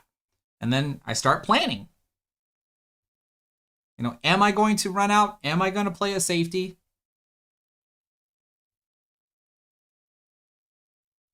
Or if I'm going to play a safety, when am I going to play a safety? How many balls am I going to try to make before I play a safe? Now, why would I start with the 14 ball? That seems odd. am I doing here? Looks like I just rolled that ball in. Got position on the 10 or the 9. I like the angle that I have on the 9. The 9, it allows me to run into these two here with another rolling cue ball. Kind of like that.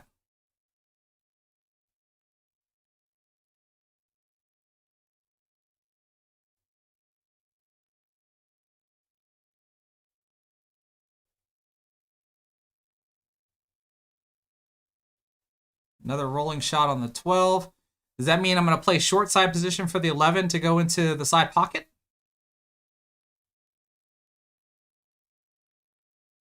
No. Okay, so I guess the 11 goes here. So that was a bit of a stop shot. Stop/stun shot.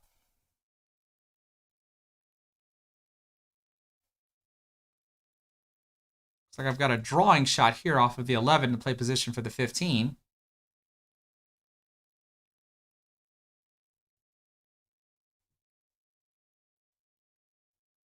And it looks like I'm drawing it again, maybe a little bit more with a touch of right spin.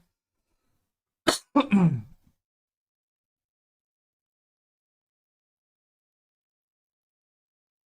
wonder why did I hit my hand on the table there? What don't I like about this? Or maybe it just didn't roll far enough for me.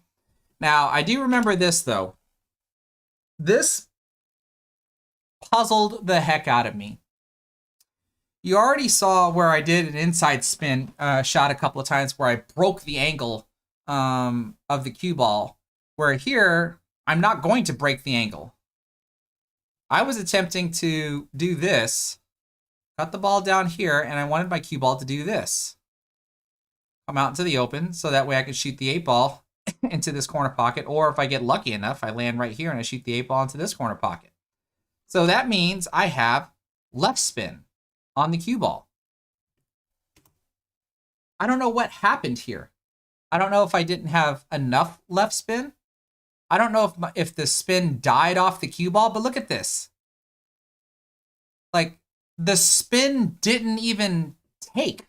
Or, I mean, if either the spin didn't take, or I didn't have any on it at all. Like, this is a normal mistake I see players make where they just play the shot and then the cue ball just follows through like it normally does and scratches over here in the opposite corner pocket. It's a very common mistake that I usually see other players make.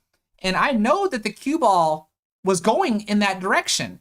And that's why I put the spin on there in the first place, to make sure I hit the short rail. But it didn't hit the short rail. Like, it just drug its way over here. And I like some of the suggestions here. William McDowell, you're saying maybe I hit the rail first. That's certainly a possibility. That's certainly a possibility. Sensei Nate Plays Pool says the same thing, except he misspelled before and called it Vivor. Is that how you pronounce that? So yeah, like I'm guessing that's what must have happened. I must have hit the rail first to cause that type of result to happen, because I'm normally expecting that cue ball to spin to the short rail when I do my inside 3 railers, because that's pretty much what I was expecting to happen. But nonetheless, I goofed. My opponent has ball in hand with 3 balls on the table.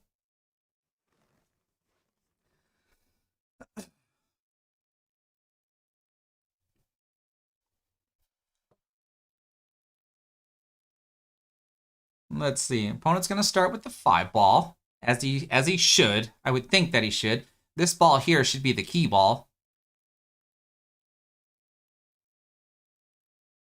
He can pretty much play this any way he wants.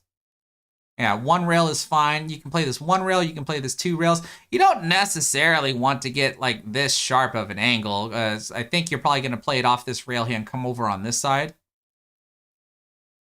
Yeah, okay. Then that's because of the angle. That's because of the angle that he got in order to do that. I would tend to think that you'd probably just want to get flat on that 4 ball so you can hold the cue ball somewhere right around here and then play the 8 ball over here. Right? And the only reason why I say that, because this is a good out by my opponent for having ball in hand, the only reason why I say that is what happens when the cue ball stops right here. And then what do? Right? That's the risk that you're running. Versus when he plays this 5 ball, if he would have got the cue ball pretty much like where his cue ball is at now after the 5, stop shot, you're done. And there's really no risk.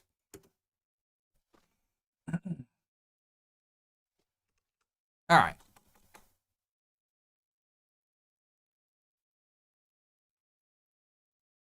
All right, so you see, I don't know if you saw there since I was fast forwarding, but I was explaining to my opponent like what was supposed to happen, and it didn't happen. So that one threw me for a loop there.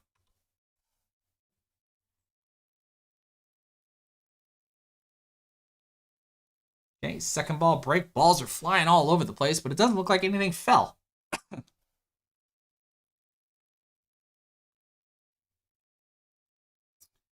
All right.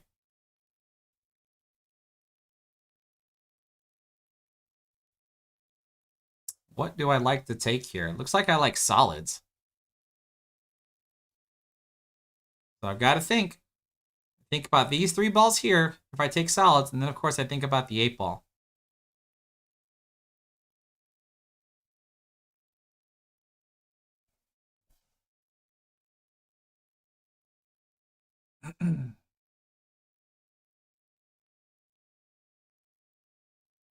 All right, so I did settle in on solids. I hesitated there, and usually when I hesitate, that might mean that sometimes means I might change my mind. But I did settle in on solids.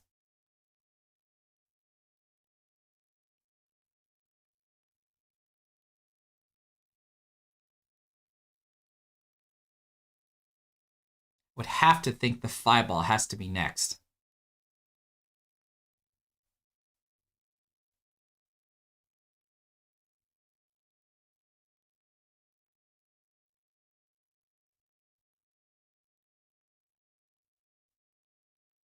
Do I leave these 2 here, or do I go from the 5 to the 3 and leave the 7? Because I have to deal with this.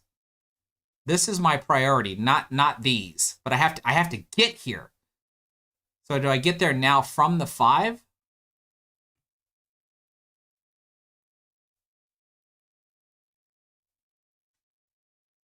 Okay, so I do leave these. I'm going to the 4. From the 4, I'm going to go to the 1, because the 1's only going up here.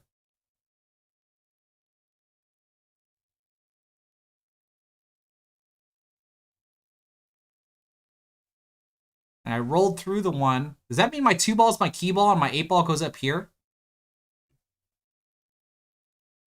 So I stun out for the 7. What I did there. And then from the 7 to the 3 to the 2 to the 8 here in the corner. Got to make sure I don't get hooked by behind the 15. Oh, that's too steep of an angle. And that's a reason for me to slap my hand on the table. I wanted to be fairly flat on that 3 ball, because now look. Now I got to look at doing a zigzag position to get position on the 2. Unless I'm going to try to get short position on the 2, which I doubt. I don't think I'm going to want to try to do that. No, we bump into the 8, which is kind of okay, I guess. But now this cut angle that I have on the 2 ball is too steep for me to even remotely hold position for the 8 ball. So what am I going to do here? That looks like I have top right spin. Am I trying to spin into the 8? Do I want to clip the 8? Oh, I tried. I think I tried. But now what? These positions are so lovely to be in. Remember, I have now put myself in a position where I should lose this rack. Unless, of course, I make the 8. What do y'all try to do here, folks? Right? I have to go for it. I have to call something and go for it.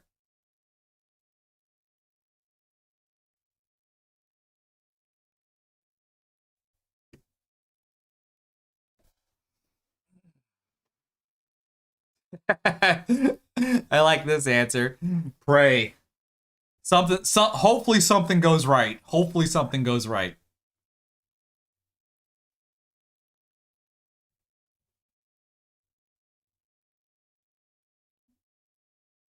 Y'all are gonna laugh at what I come up with. I call this side pocket. Because here's what I expected to happen. 1, 2, hit the 8. 8 goes over here, and then comes over here. That's at least what I was hoping to happen. All right, so here's the midpoint parallel shift system to be able to kick the 8. That's at least what I'm trying to do here. I didn't see the 8 ball going down this way because these 2 balls are kind of blocking that path. All right, so that's the only reason why I end up calling the side pocket. Watch what happens, though. This is quite humorous.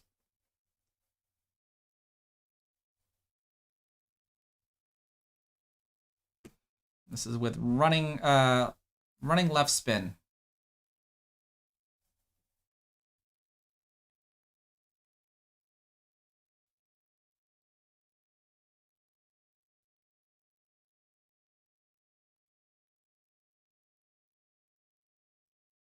Like, I would have never even remotely guessed that. Holy cow.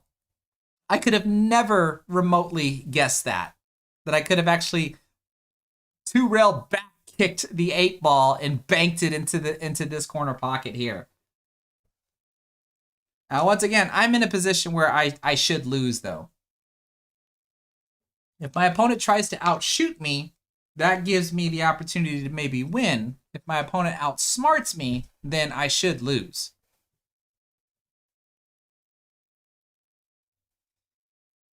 All right, so he plays the 15. All the while, I'm wondering, what does he do here? He might be able to break it out now. It looks like he has the angle to do this. And then this is the backup shot right here. I wonder if that's what he'll try to do.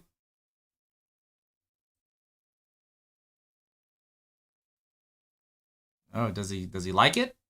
Oh, wait. He's got draw on the ball. So maybe that shot wasn't possible?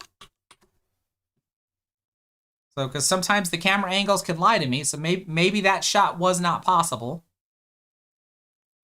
So I'm only curious, what do you do from here?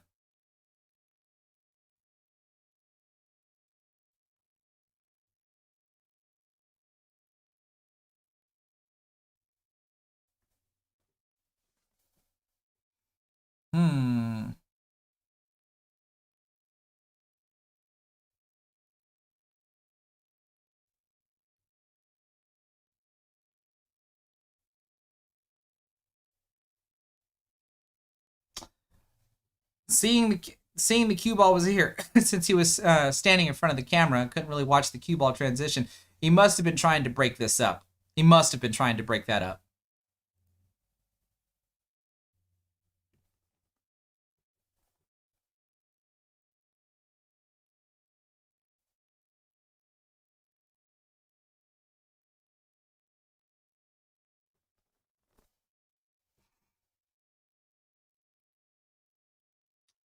What do y'all do here, folks? This is kind of like do or die. I don't necessarily see a safety option here.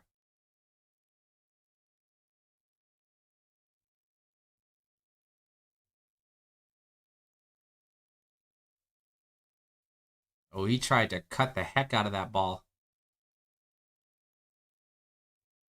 That ends up selling out a shot.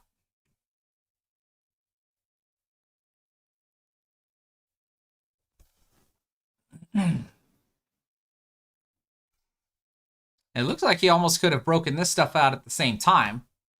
That allows me to at least steal a rack. So I got away with that one. So I'm curious. If we go back to this spot right here. So I'm guessing, like I said, I'm guessing this shot my shot here was not possible. Doing this. Seeing how he drew into it, I'm guessing that shot was not possible. Or maybe it is possible. Maybe this is unreasonable. And maybe it looks more like this. Which Obviously, that's super risky coming so close to the 8. And can he spin all the way in this direction right here? I mean, I guess we don't entirely know. So if we can't figure out how to break this up, I mean, do we just tap the 10 ball into the rail and put and leave the cue ball right here? I mean, that's a tricky shot too, especially if the cue ball leaks out to where I can see the 8 ball over here. I don't know. Bree, you're talking about breaking it out with the 10 from here? Or wait, after he shot this, because he shot this and got here. Do you want him to break it out now? That's a pretty thin cut shot. Is that possible? To break it out now? He would hit somewhere right around here. I suppose it's possible, right? It would look something like that. Because I would think this is a thin back cut shot. Because otherwise, how did he play this shot again? Because he drew this into the side rail, and he drew it pretty hard. Yeah, he drew that pretty hard. So I don't know. I kind of like this and have the cue ball stop right there. If he wouldn't have drew it so hard, or maybe like somewhere right around here, then it's more comfortable to try to break this stuff up. In my opinion, I think at least from this angle here, that's a thin back cut shot. And trying to do 2 rails to go into these 2 balls. I still like the 14 shot. I'm still questioning whether or not if he could have just broke it out right then and there with just a boatload of left spin, if anything. Make sure you put the top spin so that way you avoid hitting the 8 ball and just like really gear the cue ball right into these 2 balls. If that's just not possible, then the shot that he played here, I probably would have just tried to play it a little bit softer.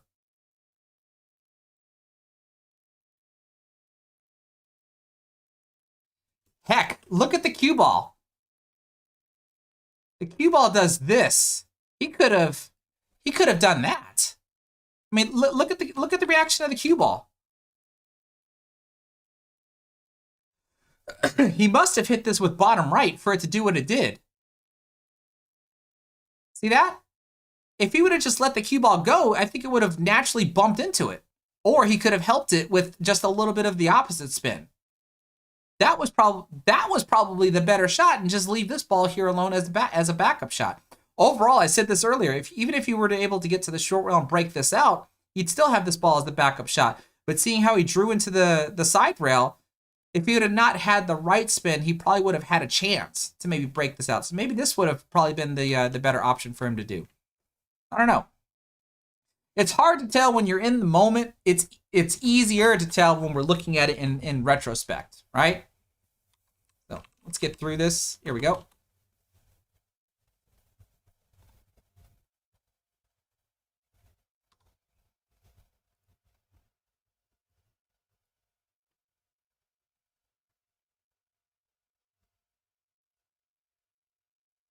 Yeah, I saw a stripe drop.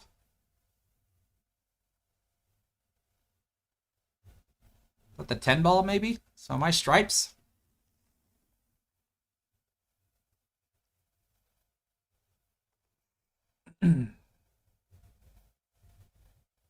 Stripes look pretty good.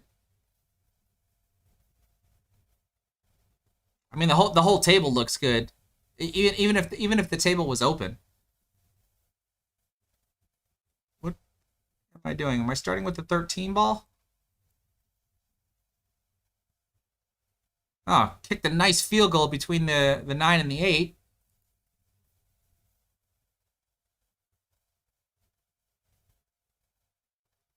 What's this, top left? Am I going to 2 rail out of that corner, or am I drawing it? Never mind, I drew it with bottom right.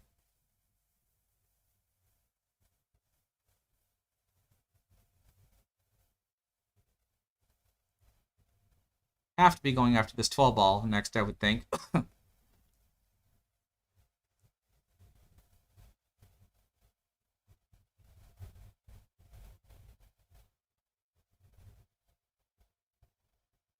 Where does my cue ball need to be in order to see the 11? That's what you just saw me go around and look.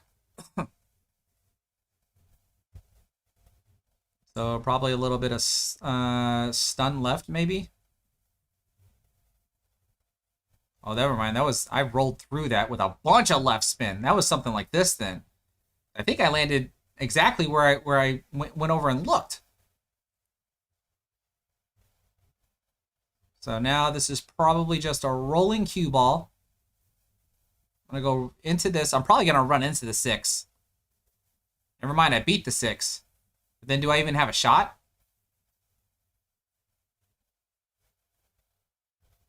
Looks like I have a shot at the 15. No, I don't.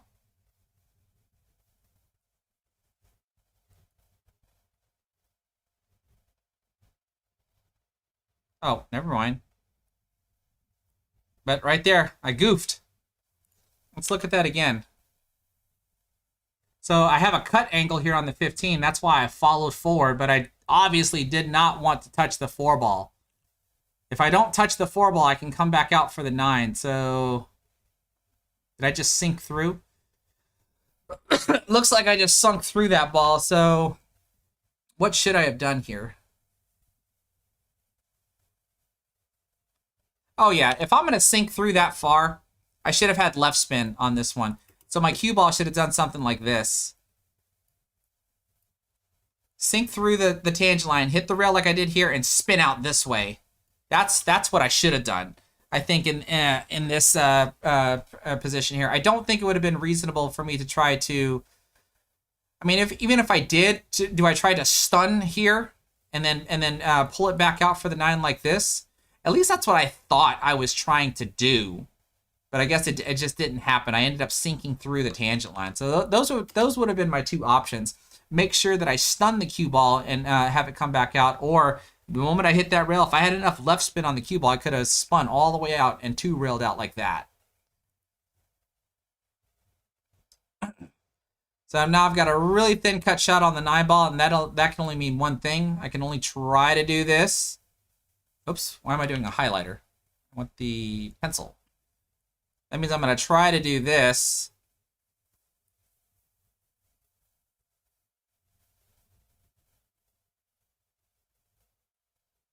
Missed the shot and scratched. So that option didn't work out for me.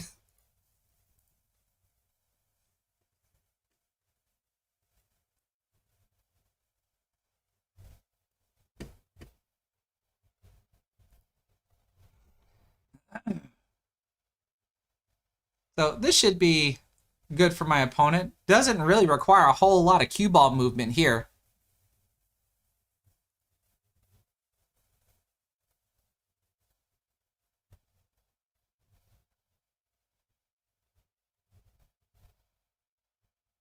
Oh, I think he rolled a little too far on that one. I mean, it works.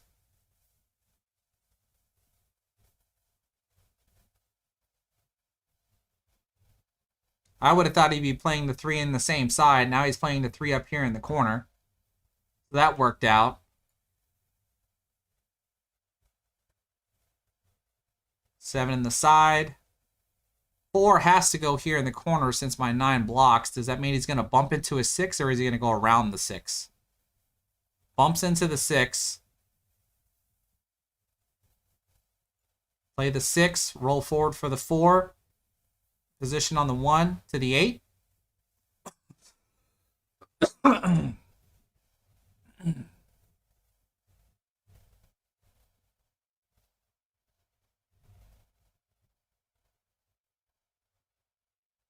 That's a good shot by my opponent.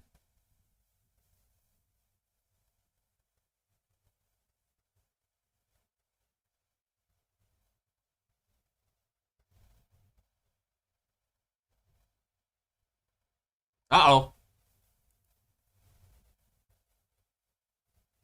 That's a little too far.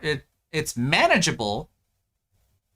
But when you look at the shot line of the 1 ball like this, you'd want your cue ball anywhere over here, so that way you can shoot it in and just roll down this way for the 8.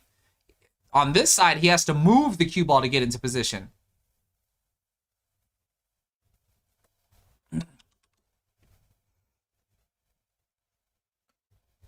Now, I already know in retrospect here what I should have done. Watch what I tried to do. Because I figure with his one ball being down here, I'm safe to try to go ahead and kick this in because I'm gently just going to try to kick it in, and if I miss, I leave the cue ball down here. So I figured that was a safe play to make. And if I make the ball, then I have a shot at the 8 ball for the side pocket or the corner pocket. But when I look at this again in retrospect, I should have just went ahead and played a defensive shot. When all I had to do was thin the 9 ball on this side and then try to get the cue ball right here. That's what I think I would have done in retrospect. But when you look at this now, like I said, my reasoning is I'm going to softly try to kick this ball. I'm not going to lose the cue ball. The cue ball is going to be down here. My opponent's ball is going to be up here. So if my opponent goes for this, I should be okay, right? Like that's at least what I would think.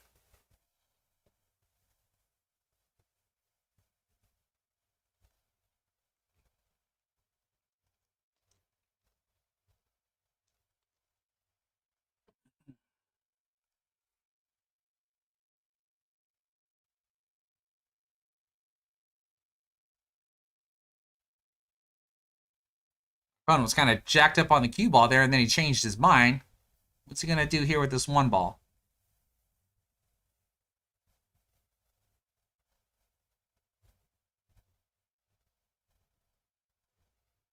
Tries to bank the ball, misses the bank, and then look, leaves me hooked behind the 8. Now this was the silly part. Notice how I didn't measure this one. The other one was fairly simple, but this one I should have measured. And because I didn't measure it, I ended up missing the ball altogether and scratching. Should have taken the time. Should have taken the time to make sure I knew where I was going to hit the ball. But on the other hand,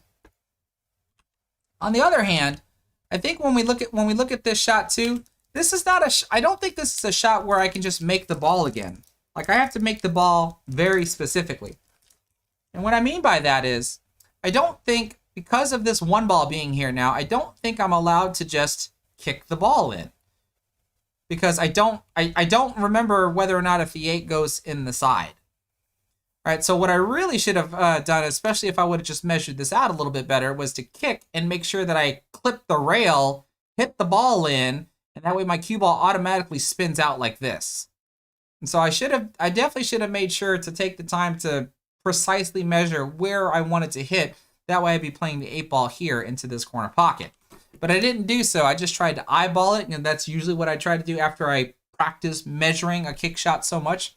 I end up trying to eyeball the shot, and I failed at eyeballing the shot, which is usually a pretty good reminder that I should end up measuring the shot rather than eyeballing the shot. Ooh, I like this. Bree, you're saying I should have kicked this way. I like that, but that way I can possibly be safe. Well, I mean, if I make the shot, then I have the shot. I think that's the only thing is that this would be the same thing. I'd have to make sure I hit the side rail first, and then hit the ball in, so that way my cue ball kind of just spins out. I think it kind of just works both ways. In this instance, I don't want to kick directly into the 9 ball. I want to actually kick 2 rails into the 9 ball. But that's still a good suggestion of going in the opposite direction, or going to the short rail instead of to the long rail.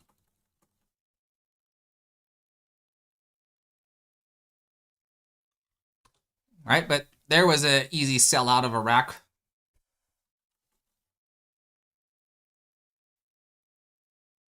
So now it's a race to 2.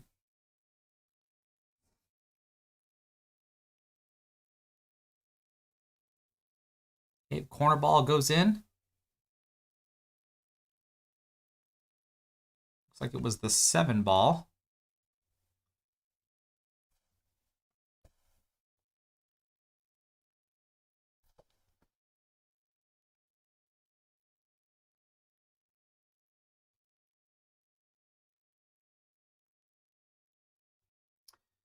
My opponent's got a big issue here with this 6 ball. Like he's going to start with the 1. Gently cuts the one into the side pocket.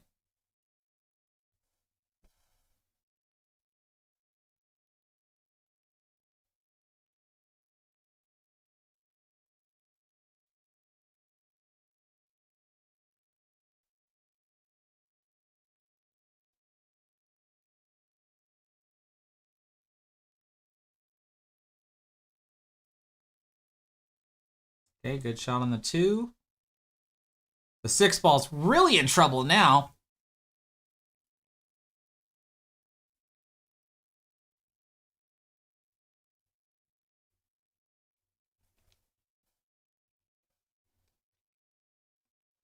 And if I remember correctly, I want y'all to take note of this stripe right here. If I remember correctly, doesn't the ball being in this position look familiar? And again, if I remember correctly, you'll understand why I'm asking that.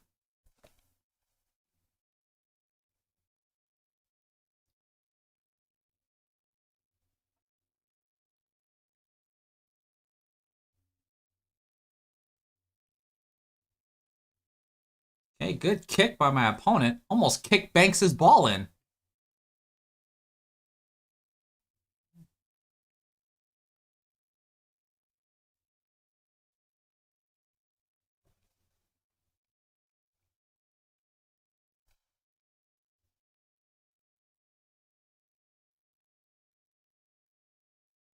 All right, so that looks like a stop shot on the 11. Or a stun shot is that way so I can break this stuff up. I have a shot at the 15, because if I do, I should be taking it out now.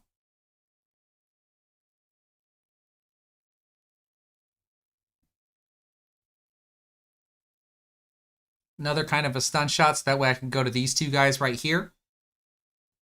It should be this guy, and then this guy, maybe?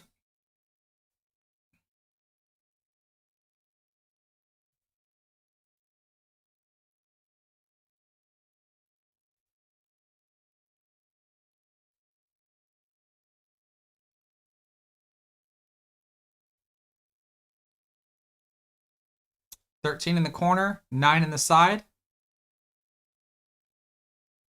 Is something starting to look familiar to y'all?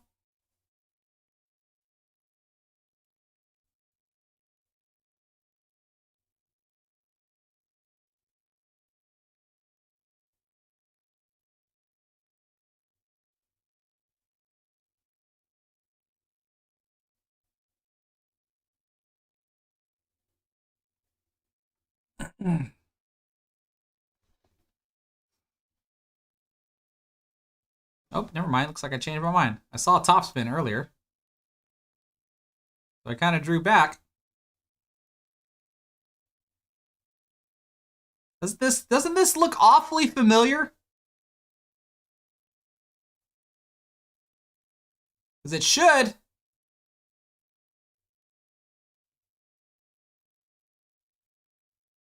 Doesn't that look awfully familiar? And I don't know if y'all can see my face. Look right here. Right there. Do you see the expression on my face? I literally go, again? Like, how is my spin not taking off of the rail? And clearly I hit the ball first on this one. I mean, look at that. There's no debate that I hit the ball first on this one. I didn't hit the rail first on this one. But the spin's not there. You can see right there, you can tell exactly what I want the cue ball to do, and it didn't do it. So did I just not have enough side spin again? Like, I would think I would know how much side spin I have to put on the cue ball in order to make that happen. And it didn't happen.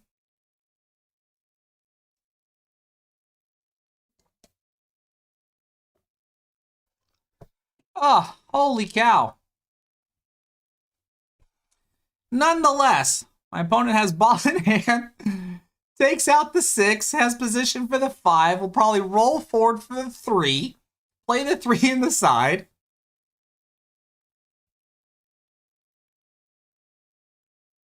Uh-oh. Okay. Ended up overcutting the 5 ball. Do I have to play a ticky?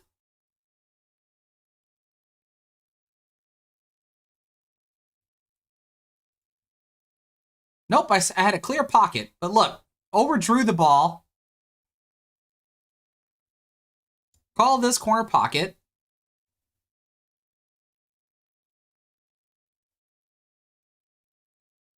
And looks like I'm able to roll through the ball.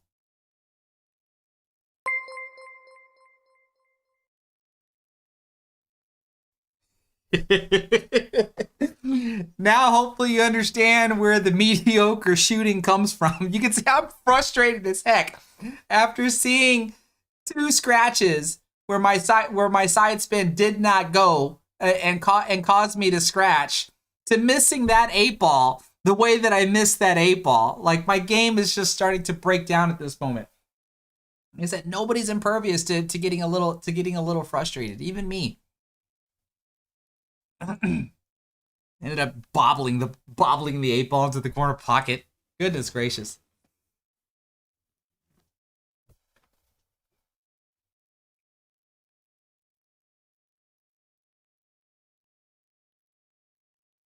I was surprised my opponent didn't try the inside 2-railer to play the 3 into the side, but maybe after watching me scratch in the corner pocket, he's like, And let alone, watch how my opponent plays this shot.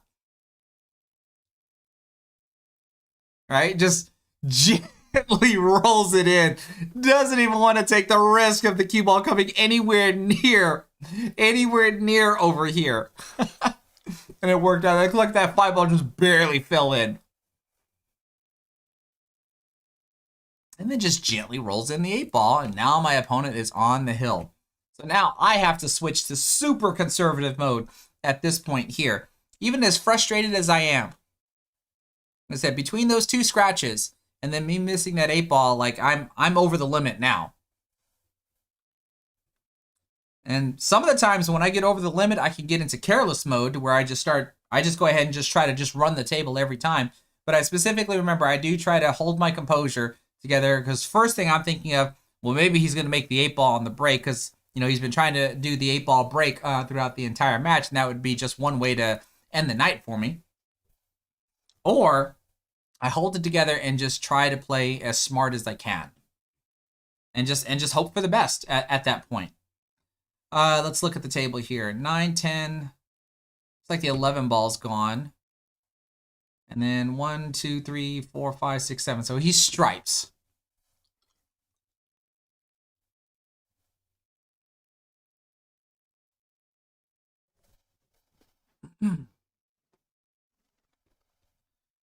Now he stripes, and with me being solid, we both have an issue right here.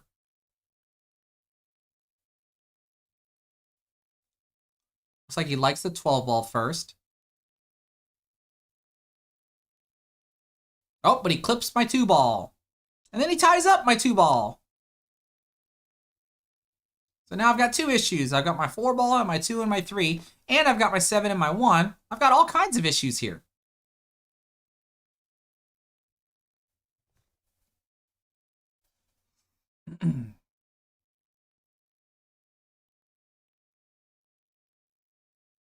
So what the heck am I trying here? Am I going to cut the 6 in the side? Oh, I bet that's what I was thinking. I bet I was thinking this. Cut the 6 into the side pocket, get the cue ball to come up here, and then try to break this out at the same time. But when I hesitated right there, now I'm probably looking at a safety. Like I said, two things can occur. I either get careless and just try to go for everything, or I take that step back and just be like, wait a minute, we can't do this. We got to play smarter than this.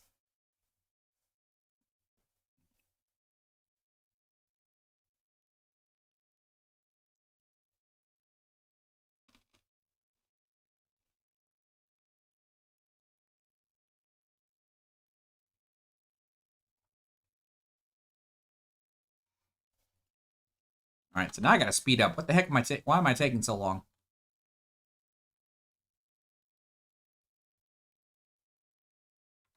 Okay, here we go.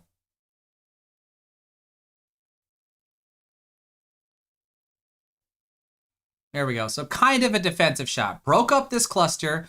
He can't do anything with a 14 ball, and if he wants to shoot the 9 out of the 10, he has to bridge over my 1 ball.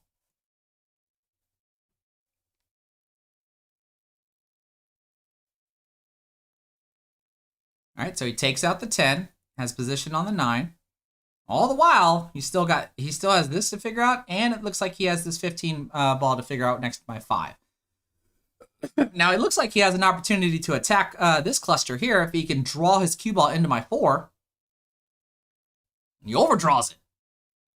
Or maybe he's just thinking about getting positioned down here. Maybe he's not even thinking about breaking out the 14 ball. He needs to start thinking about it now, though.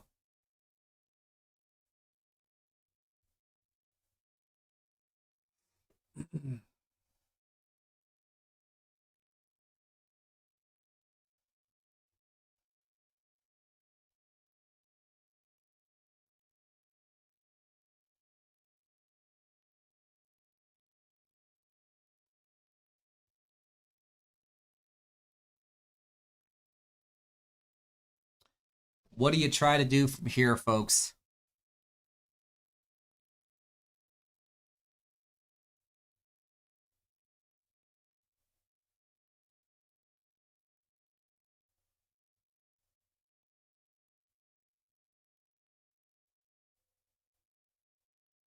He's thinking about it.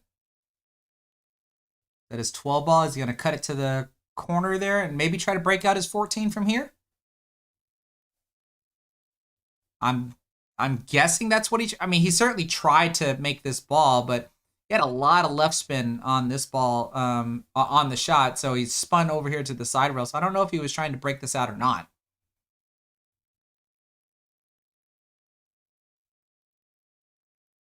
Now, what am I going to do here, and what am I going to do here? Do I stay in conservative mode, or do I switch to aggressive mode?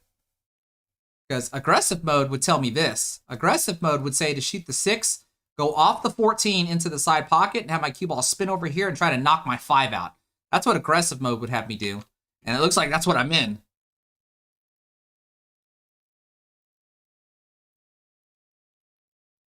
Right? And I didn't do neither of them.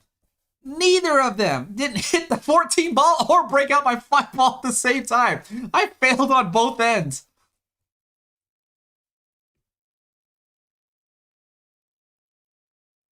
So I would think at this point I have to go back into conservative mode. Swing and a miss. 2 times. 2 times on that one. Gee whiz.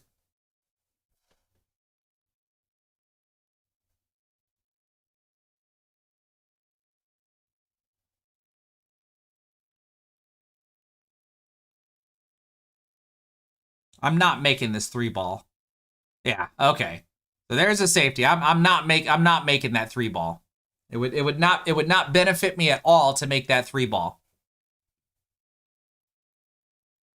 Right? Look at the position I put him in. He can either hit his 13 ball or hit his 14 ball, but I want him to hit his 14 ball.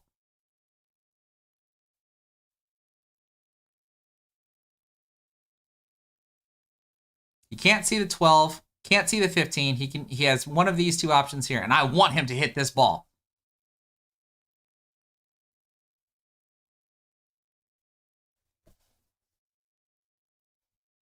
But see, he's not taking the bait. So there's a smart choice. I like that my opponent made that choice there. That's a smart choice. Leave this alone.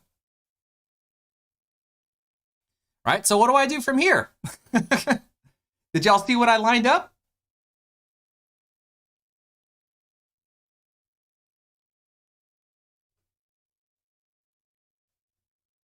Let me just make my opponent's ball. So now my 5 ball is at least out in the open. I still have to worry about this.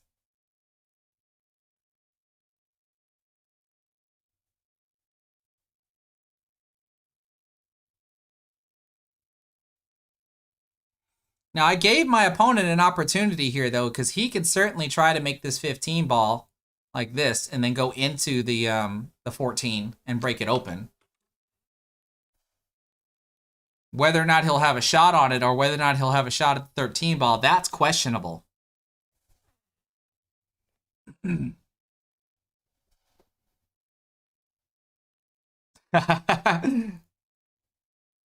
I like this. Am I saving? I don't have a ball over here to shoot, so I don't have to worry about scratching in this corner pocket.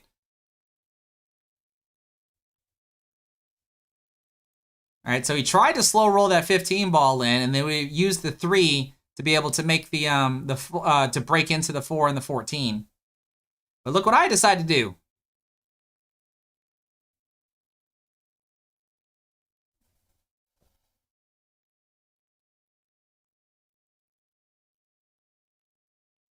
This is a situation that you don't see come up often, and some of the times players don't even think about doing this.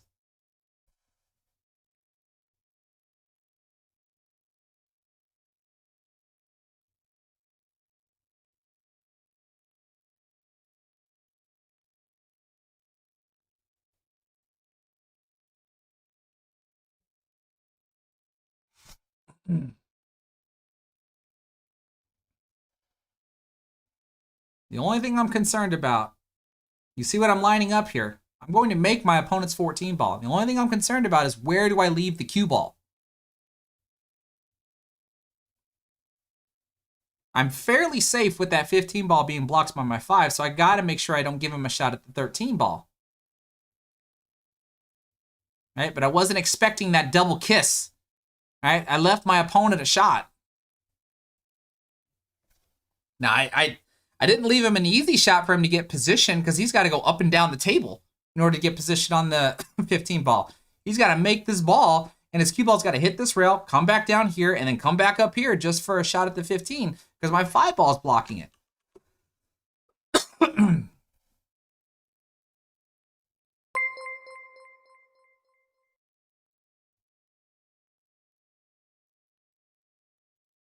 So it looks like we got a timeout. Discussing the options. I mean, those are the only options that I see here if he's going to go for the win. And then let alone, like if he manages to get position for the 15 ball, he's got to make sure he comes all the way over here to be able to shoot the 8 into this corner pocket here.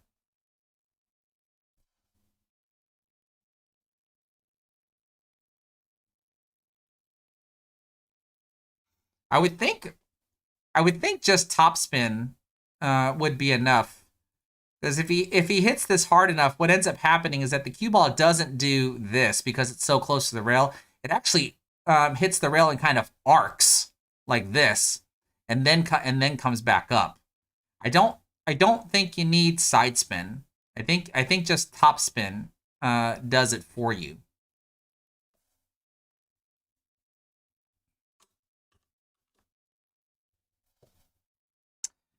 Bree, you're asking, could he hit bottom right and run into the 7? I suppose that's something that he could try. He would have to reliably run flat into the 7, so that way his cue ball doesn't move, because if he clips the 7, he's coming back up, he's coming back down here anyway, right? You'd have to make sure you run completely flat into the 7 ball, and then so the cue ball would stop just to have an idea to have position.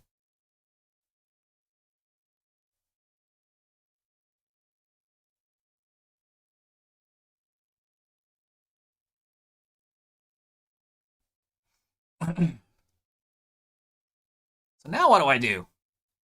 Do I make my opponent's 15 ball? I'm 2 for 2 for making my opponent's balls. What about my own?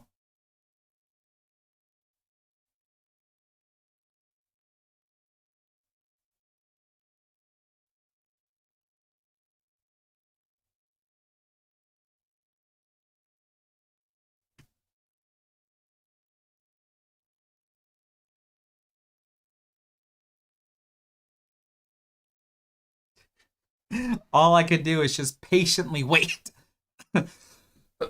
Just patiently wait for an opportunity to attack the table because I currently don't have one.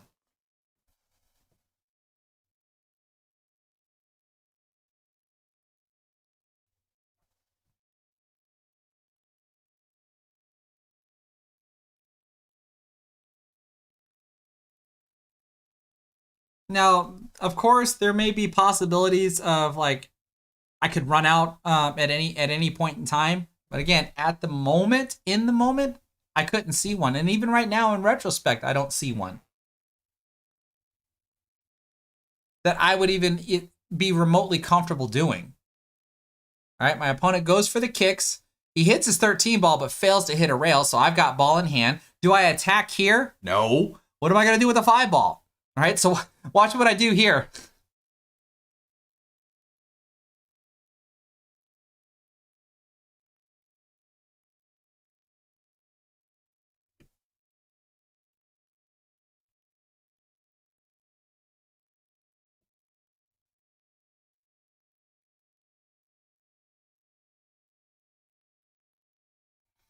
Okay. I've made 3 of my opponent's balls now.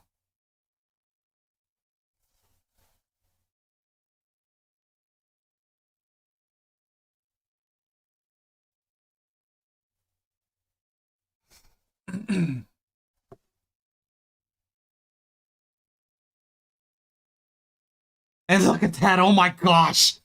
Oh my gosh. I actually kind of would have hoped he would have made it. Right? Because then what would he have done with the 8 ball?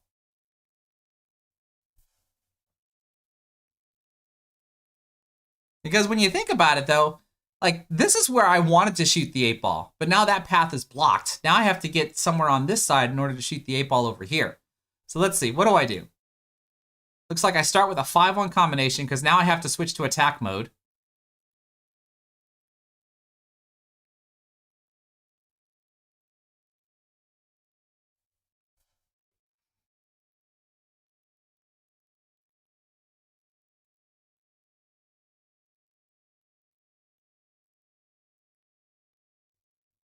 I got a lot of draw on this 3 ball.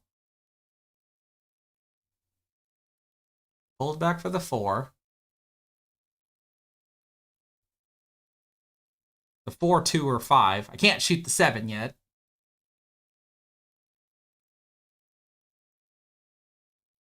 Am I going to shoot the 5 and come over here for the 2 or the 7? Or am I going to shoot the 4?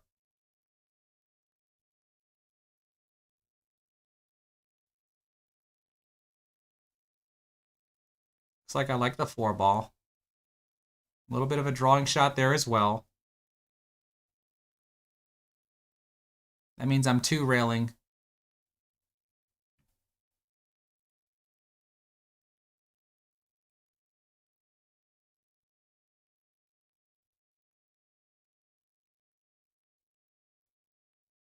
But I ended up on the wrong side because ideally it would be roll 4 for the 2, roll forward for the 8.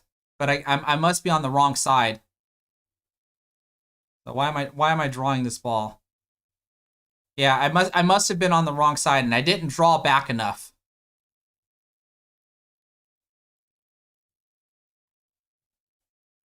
The idea would for the cue ball to be right here so I can draw back for position on the 8 to go here into the corner. Right there. That's where I wanted my cue ball to be.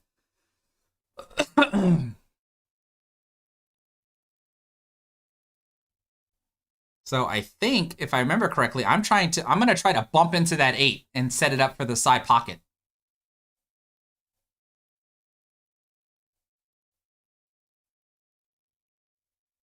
Kind of like that.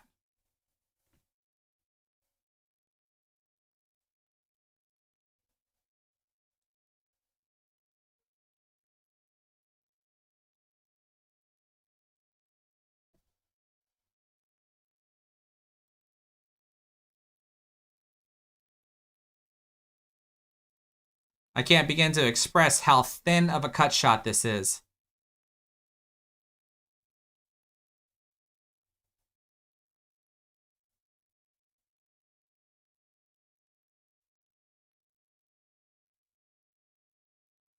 And I end up undercutting the ball.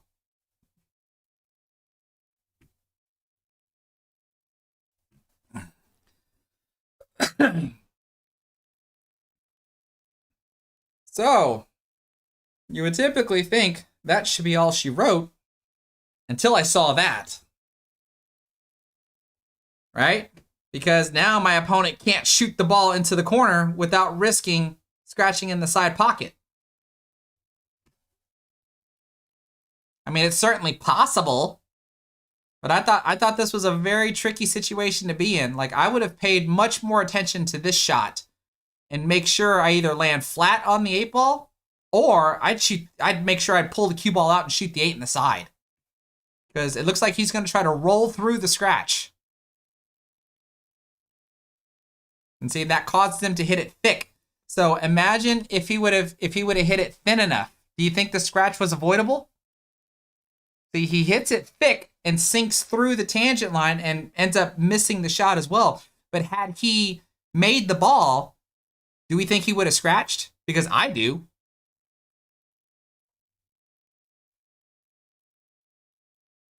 And I managed to get really lucky on that one. And we go hill to hill. What do y'all think? Do you think he would have scratched if he would have made the 8-ball? Or was his roll soft enough that he would have still been able to beat the scratch?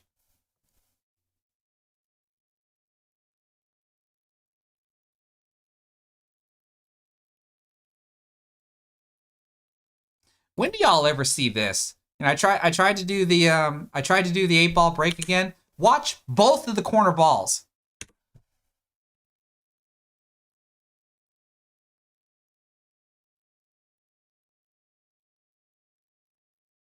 When do you ever see that? Both of the corner balls from the 8-ball rack go right into the corner pockets. Normally, when you do a second ball break right there, you expect the opposite corner ball to go into the corner pocket, but you wouldn't expect the other corner ball to go into the corner pocket. That was what, the 1-ball and the 6-ball?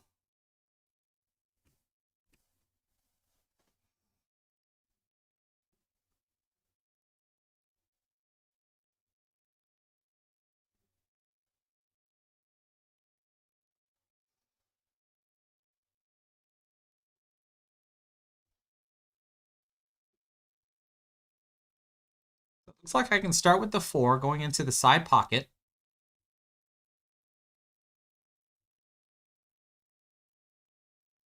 That allows me to get position on the 7. That must mean I'm going to be getting position on the 5 next. Right? Because the cue ball automatically wants to go there. No, never mind. I switched to the 2. So that way I open up the 3-ball. So this is what, bottom right? Does that get me back to the 7? It barely gets me back to the 7. Because now the 3 balls, from the 5, I can get to the 3. But my shot on the 7 is ridiculous now. It was better before.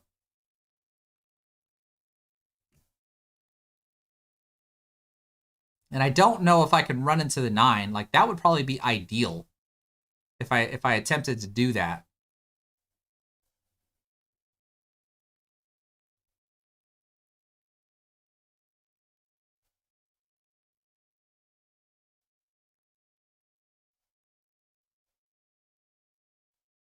Just needed my cue ball to land right here. Just a few more inches more. And I could cut it into this corner pocket and like almost either stun into the 9 or probably just, thread the needle and get position on the 5.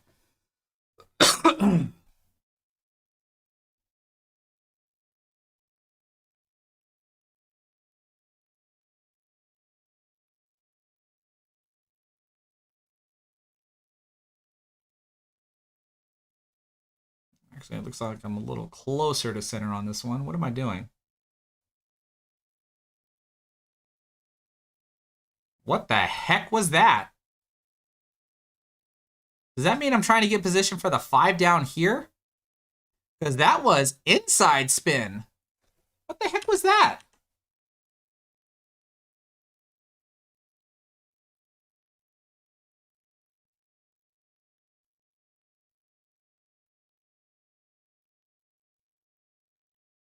Like, seriously, what the heck am I trying to do there? I know I'm not trying to get position for this 3 in the side to roll up for the 5. That's ridiculous. Why did I play that with inside spin? That was actually more than that. That was way more than inside spin. All right, so I've seen this twice now. Both Craig and Bree are wondering, what about playing the 7 in the side? Well, my only problem with playing with the 7 in the side is, where does my cue ball go? Does it run into the 3 and I scratch? Like, the main thing is I'm going to be bumping into another ball. And after I bump into another ball, what the heck happens after that? Like, there's too much complexity. Is it an option? I mean, certainly it's most likely an option, but think about everything else that has to happen after that, and then what are you possibly going to do next after that? I think that would probably be the only reason why I did not elect to shoot the 7 in the side. But I'm really trying to contemplate why I shot this the way that I did.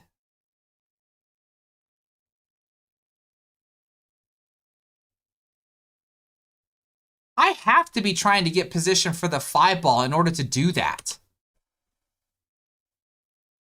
Hector, you think I'm trying to bump into the 5 off the rail? I don't think so, because like we can see that I'm clearly not going to hit it. Not from the angle that I have there. I must be trying to get position on the 5. Short rail, short side position. And now I'm curious, what do I do here? I mean, I have position on the 5, but it's less than ideal.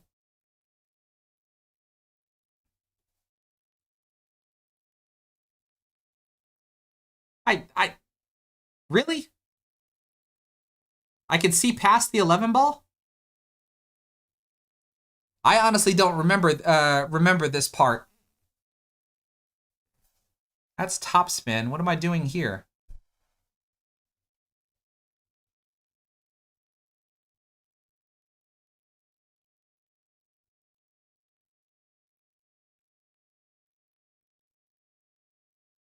Oh, I guess I can get past it. Oh, and I bobbled the 3 ball. And even still, what the heck am I gonna do? So does that lose me the game then? My opponent's got a wide open table. A little bit of an issue right here, but not a terrible issue. I mean, it's an issue he can solve right now with the 9 ball.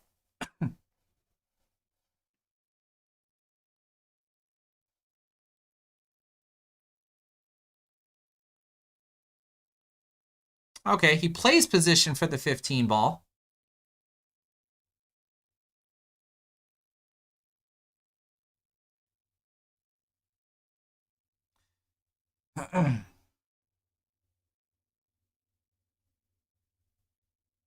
Uh-oh. He bobbles the 15 ball. Does that give me an opportunity? I have a shot at the 3.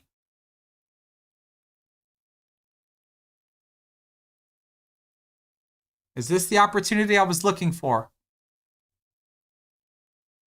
It looks like I checked to see if the 8 can go past the 13 into the side.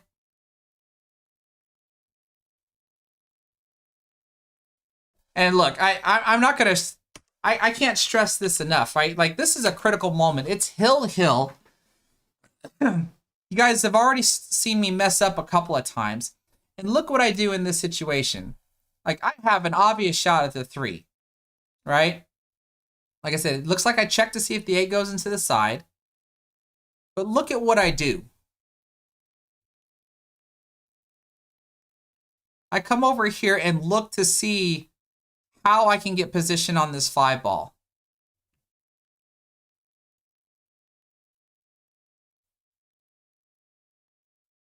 And make sure I go through that line. Right? I always, not always, but in critical moments, I go and look and see what my next shot is going to look like. So that way I can figure out what I'm going to do for the next shot after that. Because when you look at this, it doesn't look like there's any way for me to play position for the 8 to go here into the corner, does it?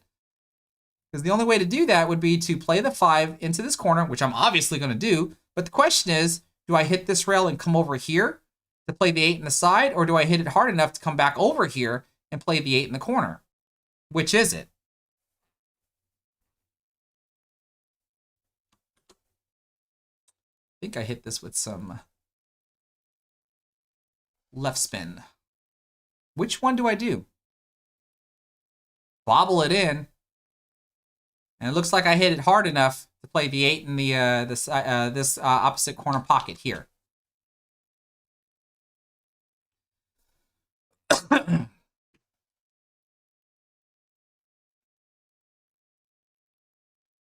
And after a few careless mistakes and a hard-fought battle, I was able to take it down 5-3. Because even that shot there was super risky, because I could have fell short and I'd have a back cut shot on the 8 ball.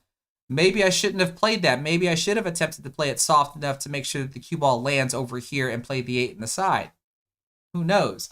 It's easy to look at what you could have done in retrospect versus what you could have done in the heat of the moment.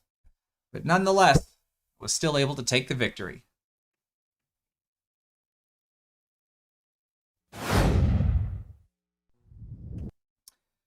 Okay, so that pretty much is going to end the stream for the night.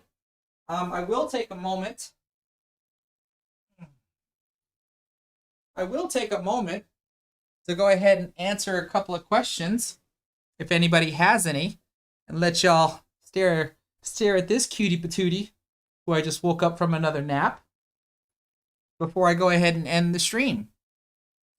Does anybody have any questions?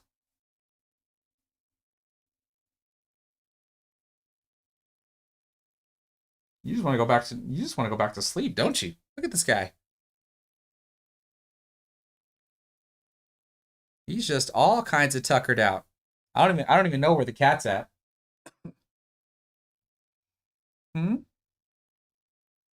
Oh my goodness.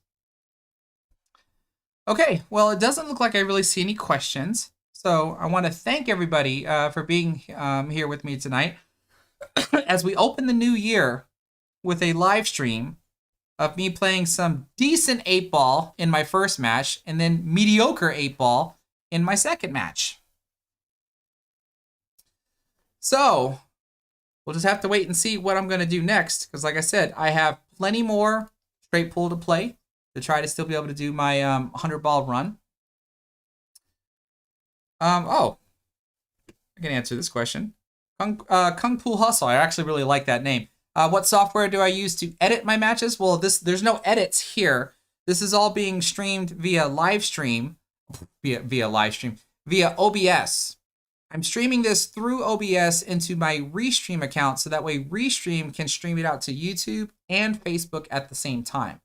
And the way I've got it all set up on OBS when I'm streaming my matches is I'm just doing a display capture, and I have it all cropped out nicely, so that way I can do all the drawings that you've seen me that you also see me do. But when it comes to actually editing, like editing recorded videos, I use Vegas Pro 19 on that one. That's paid software. I did learn later on that there is a free software that's supposed to be really good, and I think it's called DaVinci Resolve. I believe that's what it is. I know it's DaVinci something, but I think it's DaVinci Resolve. That's supposed to be like probably the best free software to be able to do some pretty good edits, especially edits without watermarks being put on the on your videos. Because I know a lot of free software out there also likes to put a watermark of the software somewhere on the video as well. But yeah, I don't really see any other questions. So like I said, I want to thank everybody for being here tonight. It looks like I have about 70 plus of y'all still left on YouTube. I'm not entirely sure how many are still on Facebook, but I did see that there were some viewers on Facebook. So thank you so much for watching on Facebook as well. And like you've seen in the chats, at least, if you haven't done so already, please give this stream a thumbs up. It really helps me out, especially on YouTube, so other people can discover this live stream after the fact if they haven't joined me here already. If you like what you saw here on YouTube, please consider subscribing to the channel, as I'm so close to getting 100,000 subscribers, and that's going to earn me the YouTube play button, the play button plaque. I think it's silver looking, and I will just be in awe if I can actually get it there. If you're watching me on Facebook, then do consider following my Facebook page, Lil Chris Pool Player, and then come over to my YouTube channel and subscribe to the channel as well. One or the other. I really would appreciate it. And then all I can say from that is stay tuned for my next either recorded video or my next live stream. Thanks everybody for being here. Let's start off 2023 with good luck, and we'll see you next time. Have a good night. Say bye, Link. Bye, everybody.